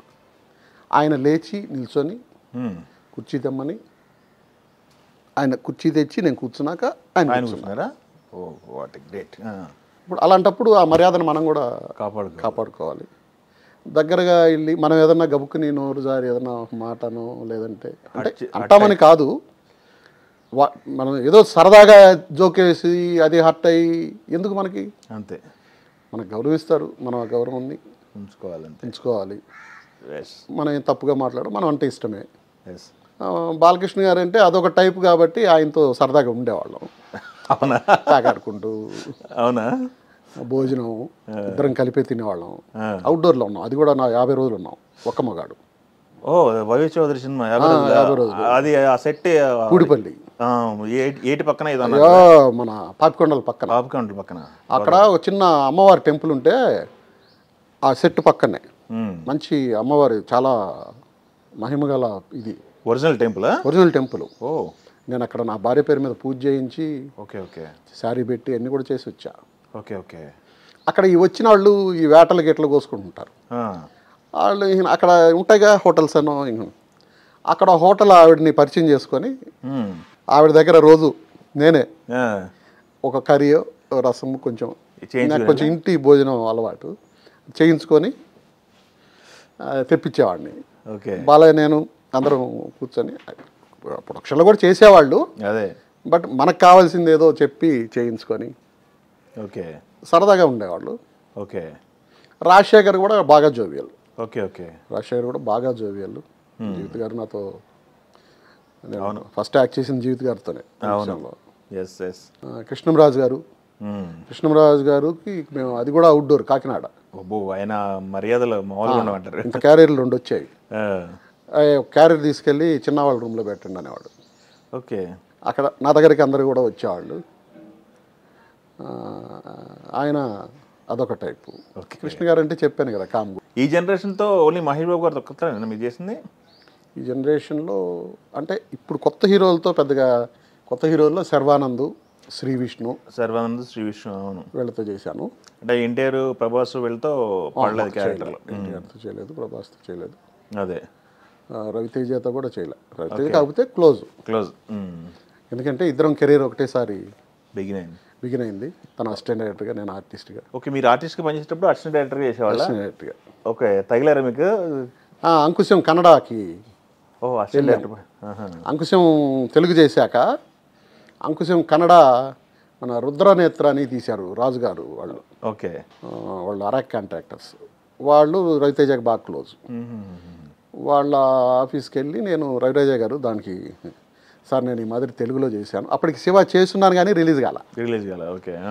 నేను ఏంటో కూడా తెలియదు, రిజల్ట్ ఏంటో తెలియదు మనకి, తెలియదు. ఇంకా ప్రయత్నంలోనే ఉన్నాం కదా.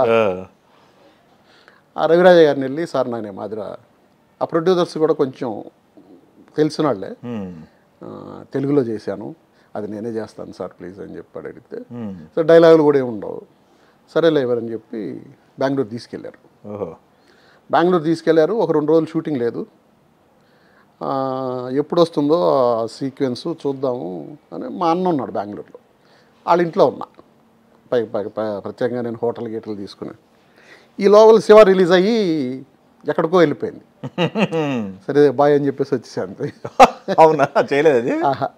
పైగా అప్పటికే హిందీ శివ ప్లాన్ చేస్తున్నారు. దాంతో అలా వచ్చేసి అక్కడ రవిచంద్రన్ చేశాడు హీరోగా. ఇంకా అప్పుడు రవితేజ సినిమాకి అసిస్టెంట్ డైరెక్టర్గా ఉన్నాడు. ఓకే. ఓకే. ఓకే. అలా పరిచయం. ఓకే. ఇండస్ట్రీలో మీరు ఇప్పుడు 40 సంవత్సరాలు ఉన్నారు, కానీ మనకి మొదటి జ్ఞాపకాలన్నీ కొన్ని ఉంటాయి సార్. అలానే కొంత వెనక తిరిగి చూసుకుంటే ఎందుకు వచ్చాను రా బాబు ఇండస్ట్రీకి, రాకుండా ఉండాల్సిందే అనే టైపు ఎప్పుడైనా ఆలోచన వచ్చిందా? లేదు కదా. ఫస్ట్ 2 సంవత్సరాల ట్రయల్స్ అప్పుడు కొంచెం బాధపడ సంఘటనలు, సన్నివేశాలు ఉన్నాయి కానీ అలా ఒకసారి వెళ్ళిపోయాను అన్నమాట. వెళ్ళిపోయారా? ఓకే. ఒకసారి ఆ 2 సంవత్సరాల ట్రయల్స్లో 87, 86, 87 ఇన్స్టిట్యూట్ చేసింది. 87 జూలైలో అయింది. ఓకే. 87 ఏదో ఒకటి చిన్న క్యారెక్టర్ ఆత్మకథ చెప్పాను కదా, అది చేశాను. దాని తర్వాత 1-2 చిన్న సినిమాలు చేశాక ఇప్పుడు నేను ఇందాక చెప్పాను కదా, అవును, ఇక్కడ ఉన్నప్పుడు నెక్స్ట్ చెన్నైలో ఎంట్రీ, హైదరాబాద్ ఘర్షణ, చెన్నైలో ఎంట్రీ, నెక్స్ట్ హీరో, కట్ చేస్తే ఇంకొక 5-6 సినిమాలు హీరో. ఆడికి వెళ్ళి చూస్తే అర్థమైంది ఏంటంటే ఈడ మూసుకొని పడడం బెటరు, ఇది మహాసముద్రం, ఇది ఎదడం అంత ఈజీ కాదు. ఓకే. వద్దురా బాబు, ఇదేదో పెద్దవాళ్ళు సంపాదించింది తీసుకొచ్చి మనం తగలబెట్టి అని చెప్పి వెళ్ళిపోయారు. ఓకే. వెళ్ళిపోతే మళ్ళీ ఎంకరేజ్ చేసింది కూడా మా ఫాదరే. అవునా? ఫాదర్ సపోర్ట్ ఉంది ఫుల్ అయితే. ఓకే. ఇల్లు నీకెందుకు ట్రై చేయను. ఆ రెండోసారి రీఎంట్రీలో అవకాశం, ఆ అంకుశం అవకాశం, శివ అవకాశం, అప్పుడు ఓకే నేను కష్టపడ్డది చాలా తక్కువే. అదేలేండి. 87 జూలైలో వచ్చాను. 89 ఫిబ్రవరి, అంటే 87 July to 89 February, 89 February Shiva start అయింది. అక్టోబర్కి రిలీజ్ అయిపోయింది, సక్సెస్ అయ్యి. అంటే 2 సంవత్సరాలు కష్టపడి, 2 సంవత్సరాలు కూడా లేదు, 1.5 ఇయర్ కష్టపడ్డారు. అది పెద్ద ఇది కాదు, ఎందుకంటే నాతో చేసి ఇంకా 36 ఏళ్ళ నుంచి ఇంకా తిరిగేవాళ్ళు ఉన్నారు. అవునుగా. అయితే సార్ మనకి ఇప్పుడు మీ ఫాదర్ దగ్గర నుంచి మీరంటే సినిమా కష్టాలు, కృష్ణ కష్టాలు అంటే పెద్దగా లేవు అని చెప్పేసి అర్థమవుతుంది, మీ ఫ్యామిలీ బ్యాక్గ్రౌండ్ తెలుస్తాయి. ఇందాక మీరు ఒక థియేటరు, ఒక 25 ఎకరాల పొలము, ఒక political background and family, me father ఉంచిన ఆస్తులు అలానే ఉంచారా, ఇంకా ఏమైనా ఎక్కువ కూడబెట్టారా? ఒక్కటి ఏంటంటే మా మీరు ఒక్కళ్ళైనా మీ బ్రదర్స్? ముగ్గురు బ్రదర్స్, ఒక సిస్టర్. ఓకే. సిస్టర్ది సెటిల్ అయిపోయి ఆవిడ వెళ్ళిపోయింది. ఓకే. ముగ్గురు బ్రదర్స్కి డివైడ్ చేసి అప్పుడే రాసేసాడు పొలం. ఓకే. ఓకే. నాకు ఒక 8 acres 9 acres, ఇంకొక ఆయనకొకటి. మా అన్న అమెరికాలో ఉంటారు. ఓకే. నేను ఇటు వచ్చేసాను. మా తమ్ముడు పొలం అదంతా చూసుకునేవాడు. ఒక స్టేజ్లో ఆయన అక్కడ సాఫ్ట్వేర్ కంపెనీని సక్సెస్ అయ్యాడు. నేను సక్సెస్ అయ్యి నేను సంపాదించుకుంటున్నప్పుడు మా ఫాదరు నన్ను పిలిచి ఒక మాట అడిగాడు. మీరిద్దరు అక్కడ బాగానే ఉన్నారు కదా, ఈ పొలం మొత్తం చిన్నాడికి ఇచ్చేద్దాం అనుకుంటున్నాను, మీరు ఏమంటారా అని అన్నాడు. ఇచ్చేయమన్నా. సూపర్. ఇచ్చేయమన్నా. వెళ్ళి ఒకరోజు పిలిచాడు. ఆయన ఎప్పుడో వచ్చాడు. తర్వాత నేను వెళ్ళి ఒకరోజు పిలిచారు, వెళ్ళి సంతకాలు పెట్టేసి వచ్చేసాను. సూపర్. థియేటర్ ఉందా? థియేటర్ మామూలుగానే అమ్మేశాం. అమ్మేశారు. ఓకే. అదే అంత కుటుంబ ఆస్తిలాగే అమ్మేశాం. ఓకే. అంటే పల్లెటూరే కదా, అంతే కోట్లు వచ్చేదేం కాదు. అవును. ఇప్పుడు ఆ పొలం కూడా అమ్మేశాం. ఎందుకంటే వాడు ఓవర్ ఆల్కహాలిక్ అయ్యి లివర్ సిరోసిస్ వచ్చి చనిపోయారు. అయ్యో. తమ్ముడు. అయ్యో. ఆ లివర్ సిరోసిస్ వచ్చి బాధపడేటప్పుడు వాళ్ళందరినీ అక్కడి నుంచి ఇక్కడికి తీసుకొచ్చేసా. ఓకే. ఓకే. మా అమ్మ నాన్న అందరినీ తీసుకొచ్చేసి అవి అక్కడ అమ్మేసి ఇక్కడ సెట్ చేసి ఇక్కడ వాళ్ళు మా అమ్మ నాన్న వాళ్ళతోటి ఉండేవాళ్ళు. ఇప్పుడు వాళ్ళిద్దరు కూడా చనిపోయారు. ఓకే. ఓకే. వాళ్ళ పిల్లలు వాళ్ళు ఇద్దరు, ఒక బాబు, వాళ్ళకి సెట్ చేసి వాళ్ళకి ఇక్కడ ఒక 4 ఫ్లాట్స్ తీసిచ్చాను. ఓకే. ఆ డబ్బులతోటి వెరీ గుడ్. కొంత అమౌంట్ ఎన్ని పెట్టుకొని ఇప్పుడు ఆ అమ్మాయి ఆ పిల్లల్ని బాగా పెద్ద చేసి ఇప్పుడు 2 పిల్లలు అమెరికాలో ఉన్నారు. Wow, good. పీజీ చేస్తున్నారు. Very good. ఓకే. ఆ అమ్మాయి వాడు పోయిన తర్వాత వాళ్ళని సాకి మా అమ్మ నాన్న కూడా వాళ్ళతోనే ఉండేవాళ్ళు. నేను వెళ్ళి వాళ్ళకి ఏం కావాలన్నా చూసి పెట్టేవాళ్ళు. అంటే నేను రోజు వెళ్ళకపోయినా ఏదన్నా నీడ్ ఉంటే, హాస్పిటల్ నీడు, నాకున్న ఇన్ఫ్లుయెన్స్ ఉంటుంది కదా, అపాయింట్మెంట్ కావాలి లేదంటే ఇంకేమన్నా ఇంటికి పిలిపించాలి, ఇట్లాంటివన్నీ నేను చూసుకునేవాడిని. సూపర్. మిగిలినంతా ఆయనకి మొన్న చనిపోయే వరకు పెన్షన్ వస్తుంది. ఆయన చనిపోయిన తర్వాత ఈమెకి పెన్షన్ వస్తుంది. వాళ్ళు హ్యాపీగానే సెటిల్ అయ్యారు. బట్ మా నాన్న దగ్గర నుంచి నేనేం తీసుకురాలి. ఇప్పుడు నేను అనుభవించేది ఏదైనా ఉంటే నా పిల్లల్ని సాకింది కానీ నా కష్టార్జితం. నా కష్టార్జితం దీంట్లో నేను కొంత కాజేశాను. ఏ రకంగా సినిమాలో కొంత పోయింది. ప్లస్ స్వతహాగా నాకు కొంచెం ఖర్చు కూడా ఎక్కువ. ఏ రకంగా ప్యాకెట్ ఏమైనా ఉందా? జోదాలు ఏమైనా ఉన్నాయా? కోళ్ళు పందాలు కానీ? జోదాలని కాదు, జోదాలు కూడా కొన్ని ఉండేవి. Social service. ఓకే. ఓకే. నా వైఫ్ గురించి కొంత టెంపుల్స్కి డొనేట్ చేసేవాడిని. ఓకే. ఓకే. మా ఊర్లో గుడి కట్టించాను. నేను మా బామ్మర్ది, మహాలక్ష్మీదేవి గుడి. ఓకే. నేను మా బామ్మర్ది కలిపి మా ఊర్లో కట్టాలనుకుంటున్నాను. అక్కడ మా ఊర్లో అన్నీ అమ్మేసి వచ్చేసాం కదా. అవునవును. ఇంకా అక్కడ కట్టినా ఎవరు లేరు చూసుకోవడానికి. అప్పుడు మా బామ్మర్ది ఈజ్ ప్లానింగ్, వాళ్ళ ఊర్లో ఒక మామూలు చిన్న విగ్రహం ఉంటే దానికి మంచి గుడి ఏర్పాటు చేద్దామని. నాకు ఏదో ఒక అమౌంట్ వస్తాను, ఇనిషియల్గా 1 లక్ష రూపాయలు నేనే పెట్టి ముందు స్టార్ట్ చేయమని. ఆ తర్వాత అది చక్క లేచిపోయింది. ఆయన పెట్టాడు. చాలా గ్రాండ్గా ఆయనే చేస్తాడు. ఓకే. ఒక 20-25 లక్షలు పెట్టి ఎవ్రీ మేలో ఉత్సవం చేస్తాడు. మా సినిమాలో అందరూ వచ్చినారు, మన సినిమా వాళ్ళు. సూపర్. వాడు శ్రీనివాసరావు, కేఎస్ రామారావు, రఘుబాబు, కృష్ణ భగవాన్, రాజశేఖర్ జీవిత ఫ్యామిలీ, సుమా రాజీవ్ ఫ్యామిలీ. ఓకే. అందరూ ప్రతి సంవత్సరం ఎవరో ఒకరు వచ్చేవాళ్ళు. ఓకే. ఏ ఊరు సార్ ఇది? వాకాడు. ఓకే. ఓకే. గ్రాండ్గా చేసేవాళ్ళం. ఓకే. ఇప్పుడు నా వైఫ్ చనిపోయిన తర్వాత కొంచెం మానేసాం చేయడం. ఓకే. ఓకే. డిస్టర్బ్ అయ్యారు. వాళ్ళు డిస్టర్బ్ అయ్యారు, మనం డిస్టర్బ్ అయ్యాం. పిల్లల పరిస్థితి సార్? సెటిల్డ్ అమ్మిత పిల్లలంతా? నా పిల్లలు ఇద్దరు. మొన్న పెళ్లి ఫోటోలు చూసాం కొన్ని బయటకు వచ్చినాయి. పెద్ద అమ్మాయి, చిన్న పాప. పెద్ద పాప నా వైఫ్ ఉండగానే ఎంగేజ్మెంట్ అయ్యింది. పెద్ద అల్లుడికి అక్షంతలు కూడా వేసింది. ఓకే. ఇంకా పెళ్ళి అనుకుంటుండగా చనిపోతాను. ఓకే. ఓకే. చనిపోయిన తర్వాత పెళ్లి చేసింది. ఇద్దరు MBA, మంచి చదివిపించాను. First class students. ఇద్దరు అమెజాన్లో ఇప్పుడు టీమ్ మేనేజర్స్. Very good. మొన్న పెద్ద పాప కూడా ప్రమోషన్ వచ్చి టీమ్ మేనేజర్ అయింది. ఇద్దరు మంచి పోస్ట్లో ఉన్నారు. ఓకే. ఇద్దరు లవ్ మ్యారేజ్. ఇద్దరు లవ్ మ్యారేజ్. పెద్ద అల్లుడు చౌదరి, చిన్న అల్లుడు బ్రాహ్మణు. ఓకే. నేను అది కూడా యాక్సెప్ట్ చేశాను. నేను సరే లవ్ చేశారు కాబట్టి యాక్సెప్ట్ చేశారా, లేకపోతే ఇనిషియల్గా మీరు మీ ఒపీనియన్ ఏంటి? నాకు లేదు, క్యాస్ట్ ఫీలింగ్ లేదని చెప్పా, వేరే ఇంటర్వ్యూలో కూడా చెప్పా. ఆ, నాకు అసలు క్యాస్ట్ ఫీలింగే లేదు. ఓకే.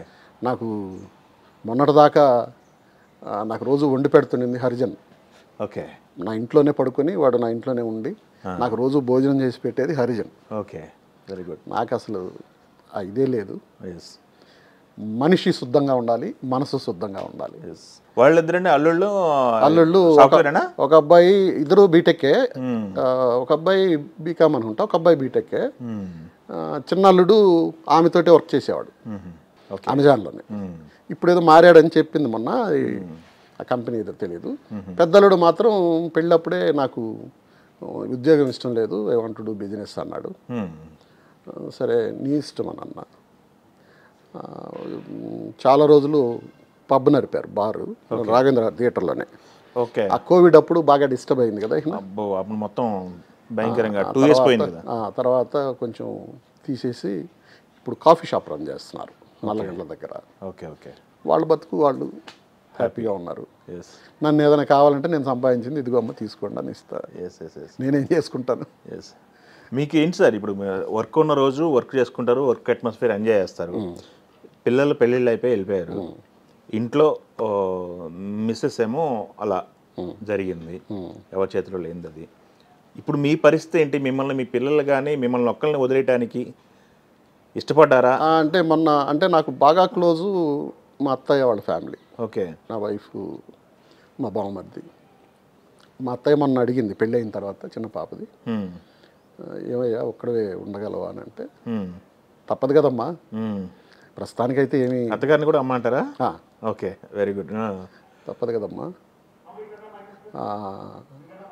కొద్ది రోజులు ఇప్పుడు ప్రస్తుతానికైతే నాకేమి ఇబ్బందులు ఏం లేవు, ఏదైనా ప్రాబ్లం అయినప్పుడు చూద్దాము. మొన్న ఏదో చిన్న హెల్త్ ఏదో బాగలేదని అని అంటేను పెద్ద పాప నైట్ వచ్చి నేను పడుకునేది డాడీ అని అంది. వద్దులేమ్మా, అంత ప్రాబ్లం ఏం కాదు అని చెప్పా. 2017 అనుకుంటా కదా మేడం జరిగింది, 2017. ఇప్పటికీ 7 సంవత్సరాలు అవుతుంది అనుకుంటా, 7-8 సంవత్సరాలు, 8th year. మధ్యలో పిల్లలు కానీ మీకు కానీ లేకపోతే వేరే వాళ్ళు కానీ లైఫ్లో ఇంకొకళ్ళు ఎవరైనా ఉంటే బెటర్ ఏమో, ఒకసారి ఆలోచించవచ్చు కదా. ఈ రోజుల్లో కామన్ కదా, ఫస్ట్ థింగ్ ఆడపిల్లలు కదా అని నేను కామన్ కదా అని ఎవరిని చెప్పలేదు మీకు? చెప్పారు. ఫస్ట్ థింగ్ పెళ్లి చేసుకోమని. ఆడపిల్లలు నాకు వాళ్ళు ప్రాణం, వాళ్ళ పెళ్ళిళ్ళు చేయాలి, వాళ్ళని సెటిల్ చేయాలి. నేను ఏ తప్పు చేసినా వాళ్ళ మీద రిఫ్లెక్ట్ అవుతుంది. అవును, ఇలా అంట అని.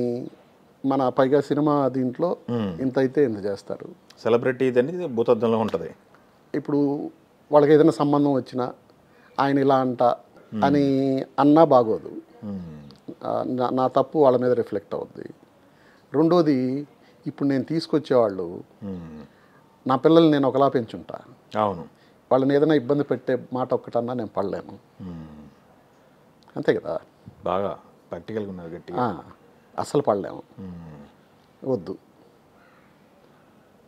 ఇప్పుడు రెండో పాప వెళ్ళిపోయింది, ఒక్కడమే అనుకున్నాం, కానీ ఇప్పుడు చేసుకునే ఏజ్ కాదు. ఇప్పుడు వాళ్ళు ఎవరిని తీసుకొచ్చి ఇబ్బంది పెట్టడం ఎందుకు మనం. Okay, I'm entering 60. అఫ్కోర్స్ 60. మేలో 60 కంప్లీట్ అయిపోద్ది. 60 ఇంకా టీనేజే అంటున్నారు కదండి. 60 అనేది ఇంకా టీనేజే ఇప్పుడే. మాకు ఫర్దర్గా ఇప్పటి వరకు అయితే జర్నీ మీకు నచ్చినట్టు ఫుల్ సాటిస్ఫైగా ఉన్నారు. నెక్స్ట్ ఎలా లీడ్ చేయాలనుకుంటున్నారు లైఫ్? నాకేం లేదు, వర్క్ బిజీగా ఉంటే చాలు. వర్క్ బిజీగా ఉంటే చాలు. అందుకని నేను ఏదొచ్చినా ఒప్పుకొని నేను ఒబీడియంట్గా ఉంటాను. నాకు ఒప్పుకొని రాదేమో, నేను ఏమైనా తప్పు చేస్తే నన్ను పిలవరేమో అనే భయంతో వర్క్ చేస్తాను. నన్ను పిలిచేవాళ్ళు కూడా ఆయనతో వర్క్ చేయడం అంటే హ్యాపీ అని అనుకుంటారు. కానీ ఎందుకంటే మీరు చూశారు, నేను ఇప్పుడు ఎంతసేపు వర్క్ చేశాను. అవును, ప్రాంప్టింగ్ తీసుకోను, ఎంత డైలాగ్ అయినా 1-2 సార్లు వింటాను, చెప్పేస్తాను. ఓకే, నా డబ్బింగ్ నేనే చెప్తాను. ఓకే. నాకు ఎప్పుడు ఫస్ట్ సినిమా చేసేటప్పటి నుంచి కూడా నేను చేసేది సక్సెస్ అవ్వాలనే ఒక పాజిటివ్ థాట్ ఉంటుంది. నేను నిలబెట్టాలి దాన్ని. నేను మీకు గొప్పగా చెప్పుకోవాల్సిన విషయం ఏంటంటే, సీరియల్స్లో ప్రత్యేకంగా ఒక్కరోజు సార్ కొంచెం గెస్ట్ క్యారెక్టరు మీరు చేసి పెట్టండి, మాకు హెల్ప్ అవుద్ది ఆ క్యారెక్టర్ అని అంటే, ఒకరోజు ఏం చేస్తానంటే ప్లీజ్ సార్ అని చెప్పి బతిమాలి చేయించుకుని అలా ఎంటర్ అయిన నేను అది 500 600 అవుతున్నా నా క్యారెక్టర్ని అది తీయొద్దు అలా ఉంచండి అనిపించుకునే స్థాయికి తీసుకొస్తా. ఓకే. బికాజ్ ఆఫ్ నా పెర్ఫార్మెన్స్తో కానీ ఆయన ఉంటే బాగుంటుంది ఇంకో సీను అలా అలా అలా అలాంటి సీరియలే నిండు నూరేళ్ల సాహసం అని ఇప్పుడు నేను చేసేది. అవునా? ఓకే. కరెక్ట్గా 5 ఎపిసోడ్లకు చనిపోద్ది క్యారెక్టర్. స్టార్టింగే 5 ఎపిసోడ్లు అన్నారు. దగ్గు, ఊపిరితిత్తుల ప్రాబ్లము ఇక్కడే చేసాం. హాస్పిటల్ కూడా బయట రోడ్డు మీద కూర్చోబెట్టి డబ్బులు లేవు, కరెక్ట్గా 5-6 ఎపిసోడ్లకు లేచిపోద్ది అన్నారు. ఇప్పటికి 500 ఎపిసోడ్లు అయింది. నేనే లీడ్ క్యారెక్టర్ అయ్యా పైగా. సూపర్. ఇప్పుడు అలాగే అమ్మాయి గారు అనే సీరియల్ ఒక్కరోజే అడిగారు వాళ్ళు. ఒక్కరోజు అడిగింది ఇప్పటికి 15 రోజులు చేశాను. నిన్న 3 రోజుల క్రితం కూడా చేశారు. Okay, super. ఇప్పుడు మీరు చేసిన సీరియల్ సార్ ఇది గీతా ఎల్ఎల్బి. వీళ్ళది నాకు హోమ్ కంపెనీ లాగా. ఓకే. ఇది 3వ ప్రాజెక్ట్ వాళ్ళ దగ్గర చేయడం నేను. Okay, very good. 2020 నుంచి ఇప్పుడు ఒక ప్రాజెక్ట్ చేశాను. మొన్నటిదాకా 800 ఎపిసోడ్ ఒకటి అయిపోయింది మొన్ననే. ఇప్పుడు ఇది ఎంటర్ అయ్యాను. నెక్స్ట్ ప్రాజెక్ట్ కూడా వీళ్ళది ఇంకోటి చేసే అవకాశం ఉంది. ఓకే. ఇది నాకు హోమ్ కంపెనీ లాగా. ఎలా ఉంది సార్ బయటికి వెళ్తే ఇప్పుడు రెస్పాన్స్ ఎలా ఉంది? సినిమాలు చూసే పర్సంటేజ్ ఎంత ఉంటుందో ఏంటి అంటే? నాకు 2 కలిపిన ఇమేజ్ కదా, అటు పాత తరానికి ఇటు కొత్త తరానికి 2 కలిపిన ఇమేజ్ కాబట్టి, టీవీ యాడింగ్ అనేది 2 కలిపిన ఇమేజ్ కాబట్టి పర్టికులర్గా లేడీ ఆడియన్స్ బాగా అట్రాక్ట్ అవుతారు. నా క్యారెక్టర్స్ కూడా అలాగే ఉన్నాయి కొన్ని. పిల్లలకు ఇప్పుడు దాంట్లో ఏంటంటే నిండు నెలల సాహసం అవుట్ అండ్ అవుట్ ట్రాజిడీ నాది. దాంట్లో నాకు వైఫ్ ఉండదు, 2 ఆడపిల్లలు. Okay okay. దానికి నటించాల్సిన అవసరం మీరు? అయ్యో, నేను గ్లిజర్ కూడా వాడిన అప్పుడప్పుడు. కొన్ని సీన్లు గుర్తొస్తే వచ్చేస్తా కళ్ళ ఉంటాయి. అదే నేను ఇంకోటి కూడా చెప్పా, దాంట్లో సెకండ్ వైఫ్ ఉంటుంది. ఓకే సార్, నాకు ఈ సీరియల్లో ఈ అట్మాస్ఫియర్ చూస్తే భయం వేసింది. సెకండ్ వైఫ్ అంటే గయ్యాలి. నేను కనుక చేసుకొని అవి ఇలాంటి ఆమె అంటే ఓకే, మంచి పని చేశాను రియలైజ్ చేసుకోకుండా సరదాగా అనేవాడిని. ఓకే, ఇట్లాంటి వైఫ్ వచ్చుంటే ఓకే రాచి రంపాను పెట్టేటట్టు ఓకే అనేవాడిని. సూపర్. అదొకటి మంచి క్యారెక్టర్. నా ఒరిజినల్ లైఫ్ కొంచెం దగ్గరగా ఉంటుంది అన్నమాట. టోటల్ నాకు వర్క్ ఉంటే నాకు ఈ వేరే వ్యాపకాలు ఏమి ఉండవు, ఆలోచనలు రావడం ఇట్లాంటివి ఉండదు. సర్కిల్ ఏంటి సార్? ఫ్రెండ్ సర్కిల్ ఉందా మీకు? మీ బ్యాచ్ నేను ఫస్ట్ నుంచి చాలా తక్కువ. నాకేంటంటే ఇల్లు, షూటింగు, అంతే అంతే. ఇంటి నుంచి భోజనం వచ్చేది. నా భోజనం ఒక 5-6 మంది తింటారు. ఇప్పుడు ఇక్కడ కూడా ఇప్పుడు నేను భోజనం ఇప్పుడు ఫిష్ కర్రీ, రసము, పెరుగు, మంచి పండుమిరపకాయల పచ్చడి అన్నీ తీసుకొచ్చాను. డైరెక్టర్ వాళ్ళ 7 మంది ఎంతమంది తిన్నాము. నాకు ఒకవేళ నేను ఇంట్లో నుంచి తీసుకురాకపోతే మా అత్తయ్య వచ్చినారు, ఆవిడ చేసి ఇచ్చారు ఫిష్ కర్రీ. ఓకే. ఇంట్లో నుంచి తీసుకురాకపోతే ఇక్కడ ఏదైనా తీసుకొచ్చి కుక్ ఉంటాడు. నాకు సపరేట్గా ఒక కర్రీ, నాకంటే ఒక 6-7 మందికి సరిపెట్టాడు. చికెన్ కానీ మటన్ కానీ అది మొత్తం నేను ఇచ్చేస్తాను అన్నమాట. వాళ్ళ కంపెనీ ప్రొడక్షన్ నుంచి ఏమి తీసుకోకుండా నేను ఇచ్చేసి వండి. ఫస్ట్ నుంచి అంతేనా సార్? మంచి ఫస్ట్ నుంచి అంతే. భోజన ప్రియుని కాదు, పెట్టడం ఇష్టం. నాకు పెట్టడం ఇష్టం, పక్కన వాళ్ళకి పెట్టడం ఇష్టం. అది నేర్చుకున్నది కూడా నా భార్య దగ్గర నుంచి. ఓకే, అది నేర్చుకున్నది కూడా నా భార్య దగ్గర నుంచి. ఆమె కూడా అసలు ఒక 2 వస్తున్నారు భోజనానికంటే ఆడ 5 మందికి వండి పెట్టి ఉంటుంది. అర్థం చేసుకున్నారు ఒకళ్ళనొకళ్ళు. అవును, ఆవిడ ద్వారా నేర్చుకున్నదే నేను. చాలా విషయాలు ఆవిడ ద్వారా నేర్చుకున్నాయి. ఓకే సార్, మీకు మీ జర్నీ చూస్తుంటే కోర్స్ సినిమా జర్నీ ఓకే, అది చాలామందికి తెలుసు, కొంతమంది తెలియకపోయినా తెలుసుకుంటారు ఇంటర్వ్యూ ద్వారా, నో ప్రాబ్లం. కానీ తెలుసుకోవాల్సిన విషయం, నలుగురికి చెప్పాల్సిన విషయం చాలా ఉందని నాకు అనిపించింది. మీ లైఫ్లో వైఫ్ అండ్ హస్బెండ్ రిలేషన్ గురించి ఈ జనరేషన్లో తుమ్మినా దగ్గినా నీ పని నువ్వు చేసుకో, నా పని నేను చేసుకుంటా, లైటర్ వే అయిపోయింది అని టాపిక్ రన్ అవుతుంది. మాట్లాడితే విడిపోతున్నారు, మళ్ళీ పెళ్లి చేసుకుంటున్నారు, ఇదొకటి టాపిక్ అయిపోయింది. దీని గురించి మీ ఒపీనియన్ ఏంటి sir? Wife and husband relation గురించి మీరు ఏం చెప్తారు? అందరి మెంటాలిటీలు ఒకలా ఉండవు కదా. ఇంకా ఇప్పుడు నేను, ఎందుకంటే నేను ఇద్దరం కలిసి ఉన్నాం, సరదాగా ఉన్నాం, పిల్లలు పుట్టారు. బాగలేకుండా వచ్చినప్పుడు అన్ని రోజులు నేను మెడ్రాస్లో ఉన్నప్పుడు బిగినింగ్లో పెళ్ళైనప్పుడు మార్నింగ్ ఫ్లైట్ 6కి ఉండేది, ఒకటే ఫ్లైట్. అక్కడ 4 కన్నా లేచి బయలుదేరి 6కి బయలుదేరితే 7:30, 8కి ఇక్కడికి వచ్చేది. దిగి అన్నీ కలిసి రూమ్కి వెళ్ళే లోపల మళ్ళీ రెడీ అయ్యి షూటింగ్కి వెళ్ళాలి. 4కి లేచి అంతా రెడీ అయ్యే లోపల నాకు కొంచెం ఆకలికి అంటే ఎక్కువ తినడం కాదు, ఆకలి వేస్తే ఎక్కువసేపు ఆగలేను. ఏదో ఒకటి కొంచెం పడాలి లోపల తినాలి టైంకి. అన్నం 4 గంటలకి తను నాతోటి లేచి ఇడ్లీ దోశ ఏదన్నా ప్రిపేర్ చేసి, మీరు మళ్ళీ ఆకలికి ఆగలేరు కదా, మళ్ళీ అక్కడికి వెళ్ళే లోపల 9, 10 అయిపోద్ది అని, నేను వచ్చే లోపల భోజనం ఏం కావాలి, సాయంత్రం మళ్ళీ ఫోన్ చేసి సాయంత్రం ఏం కావాలి, ప్లస్ షూటింగ్కి క్యారియర్ పెడితే 1 గంటకు ఫోన్ చేసి తిన్నారా, తింటే కూరలు ఎలా ఉన్నాయి, ఇవన్నీ చెప్పాలి. దాంట్లో తృప్తి వాళ్ళకి. సాయంత్రం ఎన్నింటికి వస్తున్నారు. అప్పుడు 6 గంటల వరకే చేసేవాడిని సీరియల్ కూడా. ఇప్పుడంటే కొంచెం 9 దాకా చేయాల్సి వస్తుంది. లేట్ అయ్యేలా ఉంది కొంచెం అని అంటే ఏం చేసి పెట్టమంటారు. బాగలేని తర్వాత కూడా ఇలాగే ఉండింది. సాయంత్రం ఒక 7కి అలా ఫోన్ చేసి ఇంకా కాలేదా, అయిపోయిన తర్వాత మీ డ్రింక్ అయిపోయింది ఏమైనా తెప్పించి పెట్టమంటారా, వాచ్మెన్కి ఇచ్చో డ్రైవర్కి ఇచ్చో ఏమన్నా తెప్పించి పెట్టాలనా, ఇవన్నీ. అలా తను నన్ను అలా చూసుకుంది. ఇప్పుడు తనకు బాగలేనప్పుడు నేను అలా చూసుకోకపోతే వేస్ట్ కదా. అస్సలు సమస్య లేదు, అసలు అర్థం ఉండదు. నా మైండ్లో వచ్చిన ఫస్ట్ ఆలోచన అది. తను అన్నీ బాగున్నప్పుడు నేను ఎలా ఉండాలి, నేను ఏం తినాలి. ఫిలిం సిటీకి వెళ్తుంటే 5 గంటలకు లేచి క్యారీ రెడీ చేసేది. అలా చూసుకున్న ఆవిడికి బాగా లేకుండా వచ్చింది. Yes, I have to help. దీంట్లో ఆడపిల్లలు, మనం ఒక అట్మాస్ఫియర్, ఒక కుటుంబం ఏర్పరచుకున్నాం, అది మన కుటుంబం. అంతే. వాదోపవాదాలు వస్తాయి.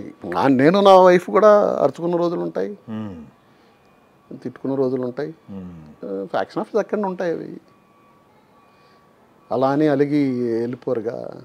ఎవరో ఒకళ్ళు ఎక్కడో దగ్గర కాంప్రమైజ్ అయితే బంధం నిలబడి. నేను పిల్లలకు కూడా అదే చెప్పా, ఆడపిల్లలమ్మ మీరు, మగాళ్ళకి కొంచెం మేల్ డామినేషన్ అనేది ఉంటుంది, మీరు కొంచెం తగ్గుండాలి. అలానే మిమ్మల్ని మీ ఇండివిజువాలిటీ చంపుకోవడం కాదు. ఇప్పుడు అట్ట అనుకుంటే వాళ్ళు ఇద్దరు 1,25,000 సంపాదించుకుంటున్నారు, అంతేగా. అలా ఇంక విడిపోవడం అనే దానికి అర్థం లేదు. మనం ఏమి చెప్పలేం. నిన్ను నమ్మొచ్చారు, మీరు కలిసి ఉండాలి, అంతే, అర్థం చేసుకోవాలి. అలానే అందరూ అలా లేరు. ఎక్కువ ఈ మధ్య నేను నా వైఫ్ ఫోటోకి రోజు దండం పెట్టుకుంటాను. అడిగి ఆమెను ఒక్కటే రిక్వెస్ట్ చేస్తా నా మనసులో, పిల్లలు బాగుండాలి అంతే. నాకు డబ్బు కావాలి, అది కావాలి, దేవుడి దగ్గరకు కూడా డబ్బు కావాలి, అది కావాలి, ఇంత కావాలి, పిల్లలు బాగుండాలి. I should be comfort. మనోడు ఉన్నాడు, వాడితో కొంచెం కాలక్షేపం. వాడికి 6 years. ఓకే. పెద్ద కూతురు కొడుకు. ఓకే. ఇంకా నాకు వర్క్ ఉంటే వేరే మైండ్ పొల్యూట్ కాకుండా ఉంటుంది. ఆ వర్క్ లేనప్పుడు నేను మరీ ఇంట్లోనే కూర్చోకుండా కొంచెం, ఇంతకుముందు ఇల్లు మన షూటింగ్ అంతే, ఇట్లా ఏం లేదు. ఇప్పుడు నేను ఫిల్మ్ నైట్ క్లబ్లో మెంబర్ అనమాట. క్లబ్కి వెళ్ళి కొద్దిసేపు ఫ్రెండ్స్ ఉంటారు, ఏదైనా ఉంటే కొద్దిసేపు కాలక్షేపం చేసి, అవును, ఈ చిన్నది only time pass cards game, playing cards కొద్దిసేపు. It is not commercial. అది కూడా ఏంటంటే 90% ఆఫ్ ది షూటింగ్ గ్యాప్లో డబ్బింగ్లు ఉంటాయి నాకు. నిన్న కూడా డబ్బింగ్ చెప్పేసి వచ్చాను. ఆ వర్క్కి వెళ్ళిపోతుంటాను. ఓకే. ఇంట్లో ఉంటే కొంచెం ఇబ్బందిగానే ఉంటుంది. నేను ఆమె చనిపోయిన ఒక 6 నెలలు డార్క్ రూమ్లో లాగా ఉన్నా, లైట్లన్నీ ఆపేసి. పని పిల్లోడు ఉండేవాడు అప్పుడు, ఇప్పుడు లేడాడు. 10 సంవత్సరాలు ఒంటాడు ఉన్నాడు. నా రూమ్లో లైట్లన్నీ ఆపేసి ఒక్కడనే కూర్చొని ఆ టైంకి వాడు బ్రేక్ఫాస్ట్ భోజనం అలా ఉండి నేనే కొద్ది రోజులకి రియలైజ్ అయ్యా పిల్లలు ఉన్నారు, పిల్లల పెళ్ళి, అప్పుడు పెద్ద పాప పెళ్ళి అయిపోయింది, ఇంకొక పాప ఉంది పెళ్లి చేయాలి, పైగా అప్పుడు షూటింగ్ కూడా లేవు, ఆల్మోస్ట్ బిఫోర్ కోవిడ్ అనుకుంటుండగా నాకు నేనే రియలైజ్ అయ్యి కాదు తప్పు చేస్తున్నాను అని నేనే బయటకు వచ్చాను. ఆ తర్వాత డాక్టర్స్ కూడా నా ఫ్రెండ్స్ ఉన్న డాక్టర్ని సలహా అడిగితే అది డెఫినెట్గా ఇంకొద్ది రోజులకి అయితే అది డిసీజ్ లాగా అయిపోతుంది, డిసీజ్ లాగా ఇంకా బయట రాలేం. ఓకే, అందుకని నాకు నేనే రియలైజ్ అయ్యి సెల్ఫ్ రియలైజేషన్. ఓకే, బయట వచ్చాను. లక్కీగా ఏంటంటే కోవిడ్ ఎంతమందికి ఏమి హెల్ప్ చేసిందో కానీ నేను షూటింగ్లో బిజీ అయ్యేలా చేసింది, బాగా బిజీ అయిపోయా కోవిడ్ అయిన తర్వాత. వెబ్ సిరీస్లో ఏమైనా చేశారు సార్? వెబ్ సిరీస్ కూడా చేశా కొన్ని. ఓకే, బాగా బిజీ అయ్యాను. ఓకే, లక్కీగా మెల్లగా అలా సెటిల్ అయ్యి సరే బయట. ఇప్పుడు కూడా ఎప్పుడైనా అనిపిస్తుంది, ఎప్పుడైనా కొంచెం దిగులుగా అనిపించినప్పుడు ఇంట్లోనే ఉంటా, ఒక్కనే ఉంటాను. ఎవరిని కలవడానికి ఇష్టం ఉండదన్నమాట. ఆ టైంలో ఎవరు మాట్లాడినా కూడా చిరాగ్గా కోపంగా ఉంటుంది. అందుకని ఎవరితో మాట్లాడకుండా ఒక్కడనే సైలెంట్గా పాప భోజనం చేసి పంపిస్తుంది, పెద్ద పాప. ఇక్కడే ఉంటారా ఈ ఏరియాలో? మీరు ఉండే నా ఇంటికి కరెక్ట్గా ఒక 2 minutes journey walk. Okay, okay, అక్కడే ఉంది. చిన్న పాప ఒక 2-3 kilometers. Okay, good. కళ్ళ ముందే ఉన్నారు పిల్లలు. ఇద్దరు వేరే వేరే కాపురాలు పెట్టుకున్నారు. వాళ్ళు ఫస్ట్ నుంచి పేరెంట్స్ని వదిలి వెళ్ళింది లేదు ఎప్పుడు. వాళ్ళు నా టైప్ హోమ్ సిక్. ఓకే, చిన్న పాప అయితే ఒకసారి స్కూల్లో నుంచి హంపి, అదే మన బాంబే ఎక్కడ టూరు, పూణే దగ్గర ఏదో ఎల్లోరానా ఏదో, అక్కడికి వెళ్ళాలని అంటే నువ్వు ఉండగలవమ్మా, ఉండలేవు అని చెప్పి చేస్తే కాదని గోల్ చేసి వెళ్ళింది. నేను నాంపల్లి వెళ్ళి స్టేషన్లో ట్రైన్ ఎక్కించి అన్నీ చేస్తే కరెక్ట్గా ఒక 11-12కి ఫోను. వాళ్ళ టీచర్ ఫోన్ చేసి పాప ఏడుస్తుందని అంటే ఫోన్ ఇస్తే నువ్వు నన్ను తీసుకెళ్తావా లేదు ఇప్పుడు అని అంటుంది. ట్రైన్ మధ్యలో ఉంది. అమ్మా నువ్వు వెళ్ళి దిగు, నీకు ఇలాగే ఉదయం దాకా నువ్వు ఉంటే మార్నింగ్ ఫ్లైట్కి నేను వచ్చి నిన్ను మధ్యాహ్నం లోపల తీసుకొచ్చేస్తా అని చెప్తే అసలు విందే. నేను ఫైనల్గా సరే నా టీచర్కి చెప్పి కొంచెం పడుకోబెట్టండి మేడం అని చెప్పి చేసి ఆడికి వెళ్ళాక ఓకే డాడీ ఇప్పుడు అని అన్నది. ఓకే, సరే అమ్మా అదేలేండి. ఓకే, నేను మార్నింగ్ వస్తాను, నీకు వచ్చి నేను ఫ్లైట్లో వచ్చి నేను ఇమీడియట్గా తీసుకొస్తాను అని చెప్పి ఎంత చెప్పినా వినలా. ఓకే, అలా వాళ్ళు దూరం వెళ్ళి అమెరికాలు, అదే నా వైఫ్కి ఇష్టం లేదు. మా అత్తయ్య వాళ్ళది మా బావమరిది వాళ్ళు కూడా కొంచెం ట్రెడిషనల్గా పల్లెటూరు, కొంచెం పద్ధతులు అవన్నీ ఓకే ఎక్కువ. మా బావమరిది బాగా స్ట్రిక్ట్, డ్రెస్సులు గిస్సులు అవి కూడా డ్రెస్ కోడ్. ఇక ఉన్నది మీరు బిజీగా ఉండాలి, మీ లైఫ్ బిజీగా ఉండాలి ప్రస్తుతానికి. ఏదో నేను సంపాదించింది నా ఖర్చులు నేను పెట్టుకొని మిగిలింది వాళ్ళకే ఇస్తాను. మనవడు ఇక మీదట మీరు ఏదన్నా మిమ్మల్ని అప్రోచ్ అవ్వాలి, మన సినిమాల్లో చిన్న గారితో క్యారెక్టర్ చేయించుకుందాం అనే వాళ్ళకి మీరు ఎలాంటి క్యారెక్టర్లు ఎక్స్పెక్ట్ చేస్తున్నారు? మీ ఏది ఇచ్చినా చేస్తా, ఇది ఏదేం లేదు. ఏదైనా చేయగలననే కాన్ఫిడెన్స్ ఉంది. ఓకే, అనుభవంతో వచ్చిన కాన్ఫిడెన్స్ ఉంది, అదే నేర్చుకున్న ఎక్స్పీరియన్స్ ఉంది. మన సినిమాలు పాన్ ఇండియా అయిపోయినాయి కదా, ఇప్పుడున్న సినిమా పరిస్థితిని చూస్తే మీకు ఏమనిపిస్తుంది? మీరు వచ్చిన రోజుల్లో సినిమా ఎలా ఉంది, ఈ రోజుల్లో సినిమా ఎలా ఉంది, మీ ఒపీనియన్? అనవసరమైన ఖర్చు అని అనిపిస్తుంది. అనవసరమైన ఖర్చు పెట్టేస్తున్నారు. అఫ్ కోర్స్ హీరోల రెమ్యునరేషన్ కూడా మారిపోయినాయి కదా, అవి మనం మొత్తం మారిపోయింది. అది వాళ్ళ ఇష్టం, ఖర్చు అనేది వాళ్ళు ఇచ్చుకుంటున్నారు. ఎక్విప్మెంట్ ఏంటంటే తీసుకెళ్ళి ఐడియల్గా అక్కడ ఉంటుంది. Okay, okay. ఇప్పుడు ఏం కావాలో ఈరోజు ఆ ప్లాన్ చేసుకొని, ఇప్పుడు నేను ఆ సినిమా తీసినప్పుడు స్టడీ క్యాంప్తో ఉన్న షార్ట్స్ అన్నీ ఒక లొకేషన్లో ఉన్నాయి, రాసుకొని ఒకరోజు వర్క్ పెట్టుకొని ఒకరోజు స్టడీ క్యాంప్ పెట్టుకొని ఆ షార్ట్స్ వరకే ప్లాన్ చేసుకో, ఒక హాఫ్ డేనా ప్లాన్ చేసుకో. జిమ్మీతో ఉన్నాయి, ఈ లొకేషన్లో జిమ్మీ షార్ట్స్ ఉన్నాయి, ఆ జిమ్మీ షార్ట్స్ అన్నీ ఏంటి అవి ఒకరోజు ప్లాన్ చేసుకొని